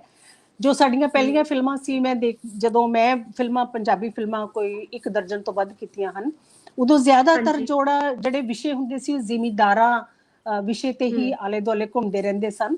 ਤੇ ਜਿਵੇਂ ਗੰਡਾਸੇ, ਲੜਾਈਆਂ, ਬਦਲਾ, ਲੇਕਿਨ ਹੁਣ ਇੰਨੀਆਂ ਅੱਛੀਆਂ ਫਿਲਮਾਂ ਬਣ ਰਹੀਆਂ ਨੇ, ਇੰਨੇ ਅੱਛੇ ਡਾਇਰੈਕਟਰ ਆ ਗਏ ਨੇ, ਜਿਵੇਂ ਮਨਦੀਪ ਬੈਨੀਪਾਲ, ਬਲਜੀਤ ਸਿੰਘ ਦੌਂ, ਅਨੁਰਾਗ ਸਿੰਘ, ਫਿਰ ਆਪਣੇ ਸਮੀਪ ਕਾਂਗ, ਗਿੱਪੀ ਗਰੇਵਾਲ, ਔਰ ਰਾਣਾ ਰਣਬੀਰ, ਔਰ ਅੰਬਰਦੀਪ ਸਿੰਘ, ਨਾ ਸਿਮਰਜੀਤ ਸਿੰਘ, ਕਿੰਨੀਆਂ ਅੱਛੀਆਂ ਫਿਲਮਾਂ, ਕਿੰਨੇ ਮਤਲਬ ਆਪਣੇ ਅੰਬਰਦੀਪ ਸਿੰਘ ਜੀ ਤਾਂ ਕਿੰਨੇ ਅੱਛੇ ਐਕਟਰ ਵੀ ਨੇ, ਕਿੰਨੇ ਅੱਛੇ ਲੇਖਕ ਨੇ, ਕਿੰਨੇ ਅੱਛੇ ਡਾਇਰੈਕਟਰ ਨੇ, ਕਿੰਨੀਆਂ ਅੱਛੀਆਂ ਫਿਲਮਾਂ ਬਣਾਈਆਂ ਉਹਨਾਂ ਨੇ, ਲਾਹੌਰੀਆ, ਲੌਂਗ ਲਾਚੀ। ਤੇ ਜਦੋਂ ਮੈਂ ਇਹ ਸਾਰੀਆਂ ਫਿਲਮਾਂ ਦੇਖਦੀ ਹਾਂ ਇੱਥੇ, ਔਰ ਮੈਨੂੰ ਬੜੀ ਖੁਸ਼ੀ ਹੁੰਦੀ ਆ, ਤੇ ਮੈਂ ਇਹਦਾ ਬਿਲਕੁਲ ਹਿੱਸਾ ਬਣਨਾ ਚਾਹੁੰਦੀ ਹਾਂ। ਮੈਂ ਕਰਨਾ ਚਾਹੁੰਦੀ ਹਾਂ ਪੰਜਾਬੀ ਫਿਲਮਾਂ। ਬਲਕਿ ਤੁਸੀਂ ਬੜਾ ਅੱਛਾ ਸਵਾਲ ਪੁੱਛਿਆ, ਮੈਂ ਤੁਹਾਡੇ ਹੀ ਮੰਚ ਰਾਹੀਂ ਆਪਣਾ ਸੁਨੇਹਾ ਉਹਨਾਂ ਤੱਕ ਅਗਰ ਪਹੁੰਚ ਸਕੇ ਤੇ ਪਹੁੰਚਾਉਣਾ ਚਾਹੁੰਦੀ ਹਾਂ ਕਿ ਮੈਂ ਉਹਨਾਂ ਨਾਲ ਜੀ ਮੈਂ ਫਿਲਮਾਂ ਕਰਨਾ ਚਾਹੁੰਦੀ ਹਾਂ ਪੰਜਾਬੀ। ਜੋ ਜਿਵੇਂ ਰਾਣਾ ਰਣਬੀਰ ਜੀ ਦੀ ਮੈਂ ਅਸੀਸ ਫਿਲਮ ਦੇਖੀ ਸੀ, ਤੇ ਇੱਕ ਐਕਟਰ ਦੇ ਅੰਦਰ ਇਹ ਹੁੰਦਾ ਹੈ ਕਿ ਇੱਕ ਇੰਨਾ ਅੱਛਾ ਰੋਲ ਹੈ, ਕਾਸ਼ ਇਹ ਰੋਲ ਮੈਨੂੰ ਮਿਲਿਆ ਹੁੰਦਾ। ਫਿਰ ਇਸ ਤੋਂ ਬਾਅਦ ਆਪਣੇ ਨਿਰਮਲ ਰਿਸ਼ੀ ਜੀ ਕਿੰਨੇ ਅੱਛੇ ਰੋਲ ਕਰ ਰਹੇ ਨੇ, ਨਿੱਕਾ ਜ਼ੈਲਦਾਰ ਪਾਰਟ 1, ਨਿੱਕਾ ਜ਼ੈਲਦਾਰ ਪਾਰਟ 2, ਉਸ ਤੋਂ ਬਾਅਦ ਦਾਣਾ ਪਾਣੀ, ਕਿੰਨੇ ਅੱਛੇ ਉਹਨਾਂ ਨੇ ਰੋਲ ਕੀਤੇ ਨੇ। ਰੋਲ ਮਤਲਬ ਵੂਮਨ ਓਰੀਐਂਟਡ ਰੋਲ ਨੇ, ਜੋ ਕਿ ਮੇਰੀ ਵੀ ਇੱਛਾ ਹੈ ਕਿ ਮੈਂ ਕਰਾਂ। ਤੇ ਮੈਨੂੰ ਸ਼ਾਇਦ ਇਸ ਲਈ ਪੰਜਾਬੀ ਪ੍ਰੋਡਿਊਸਰ ਔਰ ਡਾਇਰੈਕਟਰ ਅਪਰੋਚ ਨਹੀਂ ਕਰਦੇ, ਸ਼ਾਇਦ ਉਹਨਾਂ ਨੂੰ ਇਹ ਲੱਗਦਾ ਹੈ ਕਿ ਬੰਬੇ ਤੋਂ ਅਸੀਂ ਆਰਟਿਸਟ ਬੁਲਾਵਾਂਗੇ ਤਾਂ ਸਾਨੂੰ ਮਹਿੰਗਾ ਪਏਗਾ, ਪਤਾ ਨਹੀਂ ਉਹ ਕੀ ਡਿਮਾਂਡ ਕਰੇਗਾ। ਮੈਂ ਇਸ ਲਈ ਉਹ ਪੰਜਾਬ ਦੇ ਹੀ ਆਰਟਿਸਟ ਨੂੰ ਲੈਣਾ ਜ਼ਿਆਦਾ ਪਸੰਦ ਕਰਦੇ ਨੇ। ਪਰ ਮੈਂ ਇੱਥੇ ਇਹ ਕਹਿਣਾ ਚਾਹੁੰਦੀ ਹਾਂ ਕਿ ਮੈਂ ਬਿਲਕੁਲ ਕੋਈ ਸਪੈਸ਼ਲ ਡਿਮਾਂਡ ਨਹੀਂ ਕਰਾਂਗੀ, ਉਹਨਾਂ ਦੇ ਬਜਟ ਵਿੱਚ ਹੀ ਕੰਮ ਕਰ ਲਾਂਗੀ, ਪਰ ਮੈਨੂੰ ਅੱਛਾ ਰੋਲ ਔਰ ਅੱਛਾ ਸਕ੍ਰਿਪਟ ਜ਼ਰੂਰ ਚਾਹੀਦਾ ਹੈ। ਅੱਛੇ ਡਾਇਰੈਕਟਰ ਨਾਲ ਕੌਣ ਨਹੀਂ ਕੰਮ ਕਰਨਾ ਚਾਹੁੰਦਾ। ਤੇ ਮੈਂ ਜ਼ਰੂਰ ਕਰਾਂਗੀ। ਬਿਲਕੁਲ ਬਿਲਕੁਲ ਕੁਲਬੀਰ ਜੀ, ਅਸੀਂ ਵੀ ਇਹ ਪੂਰੀ ਅਰਦਾਸ ਕਰਾਂਗੇ ਕਿ ਬਹੁਤ ਜਲਦ ਤੁਹਾਨੂੰ ਅਸੀਂ ਪੰਜਾਬੀ ਫਿਲਮ ਜਗਤ ਵਿੱਚ ਤੁਹਾਡੀ ਆਮਦ ਨੂੰ ਵਾਪਿਸ ਦੇਖੀਏ, ਤੁਹਾਨੂੰ ਉਸ ਫਿਲਮਾਂ ਵਿੱਚੋਂ ਆਪਣੀ ਅਦਾਕਾਰੀ ਨਿਭਾਉਂਦੇ ਹੋਏ ਦੇਖੀਏ। ਸਾਨੂੰ ਬਹੁਤ ਵਧੀਆ ਲੱਗੇਗਾ ਔਰ ਪਰਮਾਤਮਾ ਕਰੇਗਾ ਆਉਣ ਵਾਲੇ ਟਾਈਮ 'ਚ ਤੁਸੀਂ ਬਹੁਤ ਵਧੀਆ ਫਿਲਮ ਜ਼ਰੂਰ ਕਰੋਗੇ। Thank you very much. ਜਿੱਥੋਂ ਤੱਕ ਅਗਰ ਮੈਂ ਤੁਹਾਡੀ ਕਹਾਣੀਆਂ ਦਾ ਜ਼ਿਕਰ ਕੀਤਾ, ਅਦਾਕਾਰੀ ਦਾ ਜ਼ਿਕਰ ਕੀਤਾ, ਤਾਂ ਮੈਨੂੰ ਬਹੁਤ ਗਲਤ ਲੱਗੇਗਾ ਅਗਰ ਮੈਂ ਤੁਹਾਡੀਆਂ ਰਚਨਾਵਾਂ, ਕਵਿਤਾਵਾਂ ਦਾ ਜ਼ਿਕਰ ਨਾ ਕਰਾਂ, ਕਿਉਂਕਿ ਤੁਸੀਂ ਔਰਤਾਂ ਦੇ ਦਰਦ ਤੋਂ ਜਾਣੂ ਹੋ, ਤੁਸੀਂ ਇੱਕ ਬੇਟੀ ਦੇ ਸੰਘਰਸ਼ ਨੂੰ ਸਮਝਦੇ ਹੋ। ਤੁਹਾਡੇ ਸਾਹਿਤ ਵਿੱਚ ਕੁੜੀਆਂ ਦਾ ਜ਼ਿਕਰ ਬਹੁਤ ਹੈ, ਤੁਸੀਂ ਕੁੜੀਆਂ ਦਾ ਜਿਹੜਾ ਦਰਦ ਹੈ ਉਹਦੇ ਵਿੱਚ ਝਲਕਦਾ ਹੈ। ਜਿਵੇਂ ਕਿ ਤੁਸੀਂ ਆਪਣੀ ਇੱਕ ਕਵਿਤਾ ਲਿਖੀ, ਕਿਉਂ ਮਾਂ ਕਿਉਂ, ਇਹਦੇ ਵਿੱਚ ਇੱਕ ਅਣਜੰਮੀ ਧੀ ਦਾ ਦਰਦ ਜਿਹੜਾ ਹੈ ਉਹ ਬਿਆਨ ਕੀਤਾ ਹੈ। ਤੇ ਮੈਂ ਚਾਹਨੀ ਹਾਂ ਕਿ ਸਾਡੇ ਦਰਸ਼ਕਾਂ ਨੂੰ ਤੁਸੀਂ ਉਹ ਕਵਿਤਾ ਜ਼ਰੂਰ ਸੁਣਾਓ। ਜੀ ਜ਼ਰੂਰ। ਇਹ ਜਿਹੜੀ ਮੈਂ ਕਵਿਤਾ ਲਿਖੀ ਸੀ, ਕਿਉਂ ਮਾਂ ਕਿਉਂ, ਇਹ ਜਿਵੇਂ ਕਿ ਤੁਸੀਂ ਪੜ੍ਹੀ ਹੀ ਹੈ, ਸੁਣੀ ਹੀ ਹੈ ਇਹ ਕਵਿਤਾ। ਇਹ ਇੱਕ ਐਸੇ ਪਰਿਵਾਰ ਨੂੰ ਮੈਂ ਜਾਣਦੀ ਸੀ ਕਿ ਉਹਨਾਂ ਦੇ ਘਰ ਇੱਕ ਬੇਟਾ ਸੀ ਤੇ ਉਹਨਾਂ ਨੂੰ ਨਾ ਜੋੜੀ ਬਣਾਉਣ ਲਈ ਦੂਸਰਾ ਵੀ ਬੇਟਾ ਹੀ ਚਾਹੀਦਾ ਸੀ। ਪਰ ਜਦੋਂ ਉਹਨਾਂ ਨੂੰ ਇਹ ਪਤਾ ਲੱਗਿਆ ਕਿ ਆਉਣ ਵਾਲੀ ਔਲਾਦ ਲੜਕੀ ਹੈ ਤੇ ਉਹਨਾਂ ਨੇ ਉਸ ਦੀ ਆਮਦ ਹੀ ਮੁਕਾ ਦਿੱਤੀ। ਤੇ ਇਸ ਗੱਲ ਦਾ ਮੇਰੇ ਤੇ ਨਾ ਡੂੰਘਾ ਅਸਰ ਹੋਇਆ ਔਰ ਮੈਂ ਇਸ ਤੇ ਫਿਰ ਇੱਕ ਕਵਿਤਾ ਲਿਖੀ ਕਿ ਕਿਉਂ ਮਾਂ ਕਿਉਂ। ਜੇ ਮੈਂ ਤੇਰੇ ਵਿਹੜੇ ਆਉਂਦੀ ਨੀ ਮਾਂ, ਤੇਰੀ ਨਿੱਕੀ ਜਿਹੀ ਲਾਡਲੀ ਕਹਾਉਂਦੀ ਨੀ ਮਾਂ। ਜੇ ਮੈਂ ਤੇਰੇ ਵਿਹੜੇ ਆਉਂਦੀ ਨੀ ਮਾਂ, ਤੇਰੀ ਨਿੱਕੀ ਜਿਹੀ ਲਾਡਲੀ ਕਹਾਉਂਦੀ ਨੀ ਮਾਂ। ਭਰੇ ਭੁਰੇ ਘਰ ਦੀ ਮੈਂ ਪੋਤਰੀ ਹੁੰਦੀ, ਰੱਜੇ ਪੁੱਜੇ ਘਰ ਦੀ ਮੈਂ ਦੋਤਰੀ ਹੁੰਦੀ। ਭਰੇ ਭੁਰੇ ਘਰ ਦੀ ਮੈਂ ਪੋਤਰੀ ਹੁੰਦੀ, ਰੱਜੇ ਪੁੱਜੇ ਘਰ ਦੀ ਮੈਂ ਦੋਤਰੀ ਹੁੰਦੀ। ਨਿੱਕੇ ਨਿੱਕੇ ਪੈਰਾਂ 'ਚ ਮੈਂ ਝਾਂਜਰਾਂ ਪਾਉਂਦੀ, ਨਿੱਕੇ ਨਿੱਕੇ ਪੈਰਾਂ 'ਚ ਮੈਂ ਝਾਂਜਰਾਂ ਪਾਉਂਦੀ। ਨਿੱਕੇ ਨਿੱਕੇ ਬੁੱਲਾਂ ਨਾਲ ਗੀਤ ਮੈਂ ਗਾਉਂਦੀ। ਹੱਸਦੀ ਖੇਡਦੀ ਮੈਂ ਪੜ੍ਹਦੀ ਜਾਂਦੀ, ਹੱਸਦੀ ਖੇਡਦੀ ਮੈਂ ਪੜ੍ਹਦੀ ਜਾਂਦੀ। ਅੱਖ ਦੇ ਫੋਰ ਨਾਲ ਵੱਧਦੀ ਜਾਂਦੀ, ਅੱਖ ਦੇ ਫੋਰ ਨਾਲ ਵੱਧਦੀ ਜਾਂਦੀ। ਨਿੱਕੀ ਜਿਹੀ ਲਾਡੋ ਮੇਰੀ ਤੂੰ ਕਹਿ ਕੇ ਬੁਲਾਉਂਦੀ, ਨਿੱਕੀ ਜਿਹੀ ਲਾਡੋ ਮੇਰੀ ਤੂੰ ਕਹਿ ਕੇ ਬੁਲਾਉਂਦੀ। ਵੀਰ ਦੇ ਗੁੱਟ ਤੇ ਮੈਂ ਰੱਖੜੀ ਸਜਾਉਂਦੀ, ਵੀਰ ਦੇ ਗੁੱਟ ਤੇ ਮੈਂ ਰੱਖੜੀ ਸਜਾਉਂਦੀ। ਫਿਰ ਇੱਕ ਦਿਨ ਆਉਂਦਾ ਤੂੰ ਮੇਰਾ ਵਿਆਹ ਰਚਾਉਂਦੀ, ਫਿਰ ਇੱਕ ਦਿਨ ਆਉਂਦਾ ਤੂੰ ਮੇਰਾ ਵਿਆਹ ਰਚਾਉਂਦੀ। ਬਾਬਲ ਦੇ ਮਹਿਲਾਂ ਚੋਂ ਮੈਂ ਵਿਦਾ ਹੋ ਆਉਂਦੀ। ਫੇਰ ਤਾਂ ਮਾਰਦੀ ਮੈਂ ਕਦੀ ਕਦੀ ਹੀ ਗੇੜਾ, ਫੇਰ ਤਾਂ ਮਾਰਦੀ ਮੈਂ ਕਦੀ ਕਦੀ ਹੀ ਗੇੜਾ। ਕਰ ਲੈਂਦੀ ਮਾਏ ਨੀ ਤੂੰ ਵੱਡਾ ਸਾਰਾ ਜੇਰਾ, ਕਰ ਲੈਂਦੀ ਮਾਏ ਨੀ ਤੂੰ ਵੱਡਾ ਸਾਰਾ ਜੇਰਾ। ਦੁੱਖ ਸੁੱਖ 'ਚ ਮੈਂ ਹੁੰਦੀ ਸਹਾਈ, ਪਰ ਦੁੱਖ ਤੇ ਸੁੱਖ 'ਚ ਮੈਂ ਹੁੰਦੀ ਸਹਾਈ। ਹੋਇਆ ਕੀ ਹੁੰਦਾ ਜੇ ਦੂਰ ਵਿਆਹੀ, ਹੋਇਆ ਕੀ ਹੁੰਦਾ ਜੇ ਹੁੰਦੀ ਦੂਰ ਵਿਆਹੀ। ਬਾਬਲ ਦੇ ਵਿਹੜੇ ਦੀਆਂ ਮੰਗਦੀ ਮੈਂ ਖੈਰਾਂ, ਬਾਬਲ ਦੇ ਵਿਹੜੇ ਦੀਆਂ ਮੰਗਦੀ ਮੈਂ ਖੈਰਾਂ। ਛੱਡ ਆਈਆਂ ਨਿਸ਼ਾਨ ਜਿੱਥੇ ਮੇਰੀਆਂ ਪੈੜਾਂ। ਰੂਹ ਮੇਰੀ ਨੂੰ ਹੁਣ ਇੱਕੋ ਹੈ ਝੋਰਾ, ਰੂਹ ਮੇਰੀ ਨੂੰ ਹੁਣ ਇੱਕੋ ਹੈ ਝੋਰਾ। ਸੁਪਨਾ ਮੇਰਾ ਇਹ ਹੋਇਆ ਕਿਉਂ ਨਾ ਪੂਰਾ। ਕਿਹਦੀ ਸੀ ਅਗਵਾਈ ਇਹ ਕਿਹਦੀ ਅੱਗ ਲਾਈ, ਕਿਹਦੀ ਸੀ ਅਗਵਾਈ ਇਹ ਕਿਹਦੀ ਅੱਗ ਲਾਈ। ਕਿਹਦੇ ਪਿੱਛੇ ਲੱਗ ਮੇਰੀ ਆਮਦ ਮੁਕਾਈ, ਕਿਹਦੇ ਪਿੱਛੇ ਲੱਗ ਮੇਰੀ ਆਮਦ ਮੁਕਾਈ। ਮਾਂ ਤੇ ਧੀ ਦੀ ਤਾਂ ਇੱਕ ਗੱਲ ਹੁੰਦੀ, ਮਾਂ ਤੇ ਧੀ ਦੀ ਤਾਂ ਇੱਕ ਗੱਲ ਹੁੰਦੀ। ਇਹ ਗੱਲ ਤੈਨੂੰ ਕਿਉਂ ਸਮਝ ਨਾ ਆਈ, ਇਹ ਗੱਲ ਤੈਨੂੰ ਕਿਉਂ ਸਮਝ ਨਾ ਆਈ। ਕਿਉਂ ਮਾਂ ਕਿਉਂ ਮੇਰੀ ਆਮਦ ਮੁਕਾਈ, ਕਿਉਂ ਮਾਂ ਕਿਉਂ ਮੇਰੀ ਆਮਦ ਮੁਕਾਈ। ਬਹੁਤ ਵਧੀਆ, ਬਹੁਤ ਦਰਦ ਬਿਆਨ ਕੀਤਾ ਤੁਸੀਂ ਬੇਟੀ ਦਾ। ਅਣਜੰਮੀ ਬੇਟੀ ਜਿਹੜੀ ਕਿ ਕੁੱਖ ਦੇ ਅੰਦਰ ਮੁਕਾਈ ਗਈ, ਔਰ ਉਹ ਸ਼ਾਇਦ ਬਹੁਤ ਵੱਡੀ ਹਕੀਕਤ ਵੀ ਹੈ। ਬਹੁਤ ਜਗ੍ਹਾ ਤੇ ਅੱਜ ਵੀ ਉਸ ਬੇਟੀ ਦੀ ਆਮਦ ਨੂੰ ਜਨਮ ਤੋਂ ਪਹਿਲਾਂ ਹੀ ਖਤਮ ਕਰ ਦਿੱਤਾ ਜਾਂਦਾ ਹੈ। ਜੀ ਕੁਲਬੀਰ ਜੀ, ਜਦੋਂ ਆਪਾਂ ਹੁਣ ਇੰਨੀਆਂ ਸਾਰੀਆਂ ਇਹਦੀਆਂ ਗੱਲਾਂ ਕਰ ਰਹੇ ਸੀ ਤਾਂ ਮੈਨੂੰ ਯਾਦ ਆਇਆ ਤੁਹਾਡਾ ਜਿਹੜਾ ਦੇਸ ਹੋਇਆ ਪਰਦੇਸ, ਗੁਰਦਾਸ ਮਾਨ ਜੀ ਦੀ ਮੂਵੀ ਸੀ, ਉਹਦੇ ਵਿੱਚ ਤੁਹਾਡਾ ਲੇਡੀ ਹਵਲਦਾਰ ਦਾ ਰੋਲ ਬਹੁਤ ਅਲੱਗ ਸੀ, ਤੁਹਾਡੇ ਬਾਕੀ ਅਦਾਕਾਰੀ ਤੋਂ ਬਿਲਕੁਲ ਅਲੱਗ ਉਹਦੇ ਚ ਤੁਹਾਡੀ ਭੂਮਿਕਾ ਸੀ। ਕਿਉਂ ਨਾ ਅਸੀਂ ਉਹਦੀ ਛੋਟੀ ਜਿਹੀ ਕਲਿੱਪਿੰਗ ਦੇਖੀਏ। ਜੀ ਜ਼ਰੂਰ। ਤੈਨੂੰ ਪਤਾ ਮੈਂ ਪੁਲਿਸ ਕਿਉਂ ਜੁਆਇਨ ਕੀਤੀ? ਮੈਂ ਵੀ ਤੁਹਾਡੇ ਲੋਕਾਂ ਦੇ ਨਾਲ ਹੀ ਆ। ਮੈਨੂੰ ਤਾਂ ਤੁਹਾਡੀ ਮੂਵਮੈਂਟ ਨਾਲ ਪੂਰੀ ਹਮਦਰਦੀ ਏ। ਮੈਂ ਤਾਂ ਦੁਸ਼ਮਣ ਦੇ ਕਿਲੇ ਵਿੱਚ ਜਾ ਕੇ ਉਹਨਾਂ ਦੇ ਰਾਜ਼ ਜਾਣਨਾ ਚਾਹੁੰਦੀ ਆ। ਮੈਨੂੰ ਪਤਾ ਹੈ ਵੀ ਦੁਆਬੇ ਦੀ ਪੁਲਿਸ ਦਾ ਗੋਲਾ ਬਾਰੂਦ ਕਿੱਥੇ ਕਿੱਥੇ ਪਿਆ ਹੈ। ਮੈਂ ਤੈਨੂੰ ਦੱਸਾਂ? ਮੈਂ ਜਾਣ ਕੇ ਕੀ ਕਰਾਂਗੀ? ਅੱਛਾ, ਤੇਰੇ ਗੁੱਟ ਦਾ ਸਰਦਾਰ ਕੌਣ ਆ? ਮੈਂ ਉਹਨੂੰ ਦੱਸ ਦਿੰਨੀ ਆ। ਤੁਸੀਂ ਕੀ ਕਹਿ ਰਹੇ ਹੋ? ਮੈਨੂੰ ਨਹੀਂ ਪਤਾ। ਮੇਰਾ ਤੇ ਮੇਰੇ ਭਰਾ ਦਾ ਅੱਤਵਾਦੀਆਂ ਨਾਲ ਕੋਈ ਰਿਸ਼ਤਾ ਨਹੀਂ। ਸਾਡਾ ਰਿਸ਼ਤਾ ਸਿਰਫ ਧਰਤੀ ਨਾਲ ਹੈ। ਕਿਉਂ?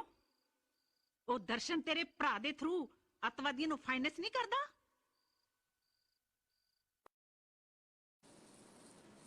ਹਾਂ, ਬਹੁਤ ਵਧੀਆ ਤੇ ਬਹੁਤ ਹੀ ਅਲੱਗ ਭੂਮਿਕਾ ਤੁਹਾਡੀ ਇਸ ਵਿੱਚ ਸਾਨੂੰ ਨਜ਼ਰ ਆਈ। ਕੁਲਬੀਰ ਜੀ, ਮੈਂ ਚਾਹਾਂਗੀ ਕਿ ਬਹੁਤ ਸਾਰੀ ਖਾਸ ਕਰਕੇ आवाज फिर हाँ, चली गई अंजू जी। ਕੁਲਬੀਰ ਜੀ, ਬਹੁਤ ਸਾਰੀਆਂ ਮੇਰੀ ਆਵਾਜ਼ ਆ ਰਹੀ ਹੈ ਤੁਹਾਡੇ ਤੱਕ? ਕੁਲਬੀਰ ਜੀ, ਮੇਰੀ ਆਵਾਜ਼ ਆ ਰਹੀ ਹੈ?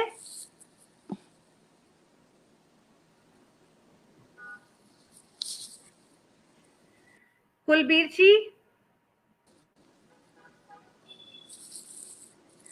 शायद, हाँ जी, शायद थोड़ा नेटवर्क इशू हो रहा मैम विच। कनेक्शन शायद फिर टूट चुका है। हाँ, कुलबीर जी, मैं थानू देख पा रही हूँ, सुन पा रही हूँ।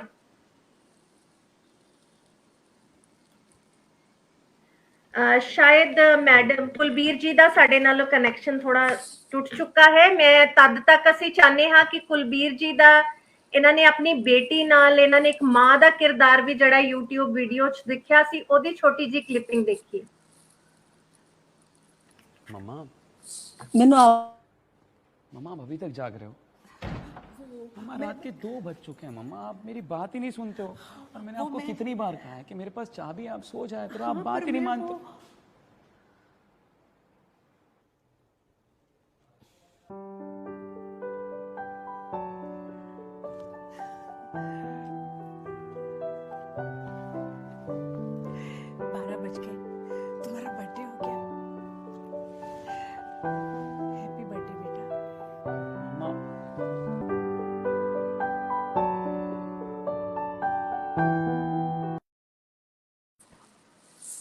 बहुत वधिया। कुलबीर जी, तुसी मैनू सुन पा रहे हो? अंजू जी, ਤੁਹਾਡੀ ਆਵਾਜ਼ ਨਹੀਂ ਆ ਰਹੀ। ਮੈਨੂੰ ਇਹ ਬੜਾ ਉਹ ਹੋ ਰਿਹਾ।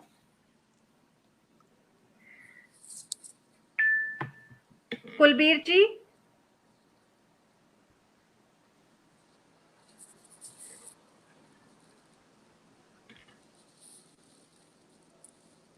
कुलबीर जी, तुसी मैनू सुन पा रहे हो?